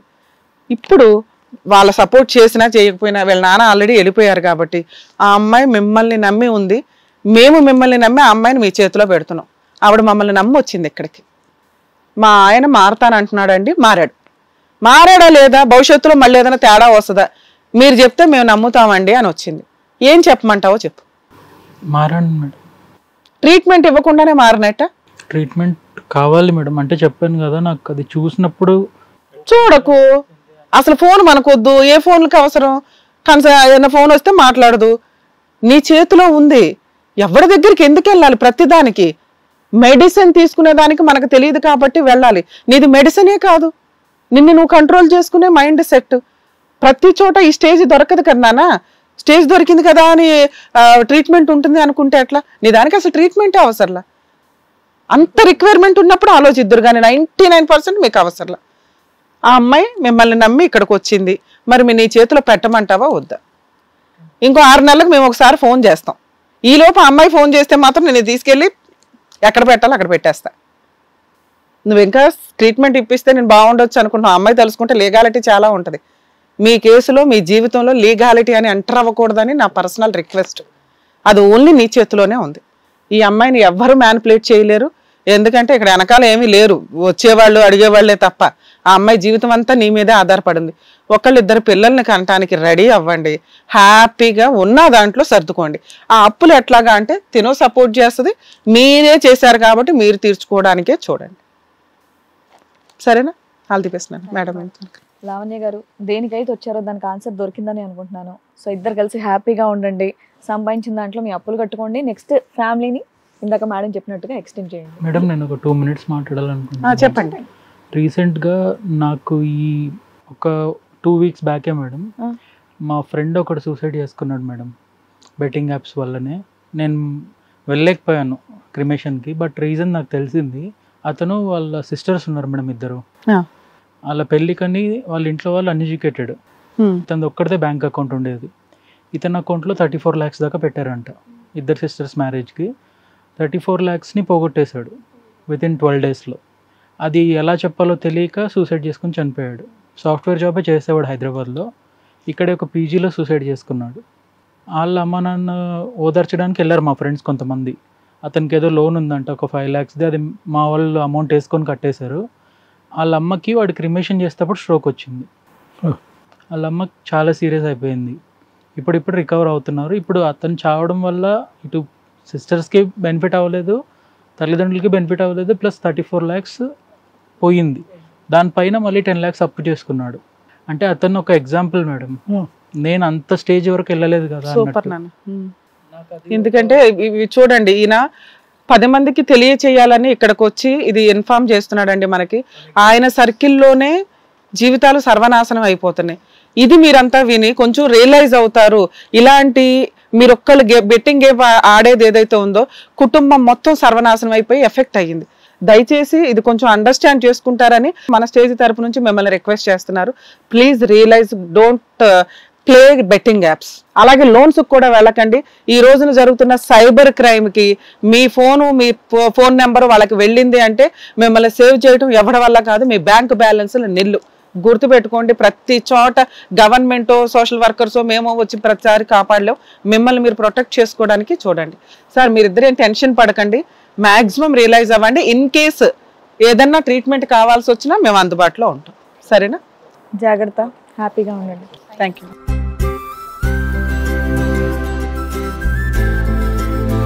Thank you so much sir, thank you so much madam. So ఈ బెట్టింగ్ యాప్స్ గురించి వాళ్ళ లైఫ్లో పడుతున్న ప్రాబ్లమ్స్ గురించి మీరు మంచి సొల్యూషన్ ఇచ్చినందుకు థ్యాంక్ యూ సో మచ్. మరో కథతో మళ్ళీ కలుద్దాం. ఈ కార్యక్రమాన్ని ఇంతగా అభిమానిస్తున్న ప్రతి ఒక్కరికి కూడా శిరస్సు ఉంచి నమస్కరిస్తున్నాము. ఈ సందర్భంగా మీ అందరితో నేను ఒక విషయాన్ని పంచుకోవాలి అనుకుంటున్నాను. మేము చేసేటటువంటి ఇది కథ కాదు జీవితం కార్యక్రమం ద్వారా ఎంతో మందికి ప్రత్యక్షంగాను పరోక్షంగాను సహాయం అందుతుందని భావిస్తున్నాం. ఎక్కడ ఉండి ఇక్కడికి రాలేని ఎంతో మందికి అడ్వకేట్ రమ్య మేడం గారు, సైకియాట్రిస్ట్ డాక్టర్ కళ్యాణ్ చక్రవర్తి గారు ఇచ్చేటటువంటి సూచనల ద్వారా వాళ్ళ జీవితాల్లో ఎలాంటి మార్పులు తెచ్చుకుంటే ఆనందంగా ఉంటారో అలాంటి మార్పులు తెచ్చుకుంటున్నారు. మా ఆశయం ఒకటే, అందరూ బాగుండాలి, అందులో మేము ఉండాలి.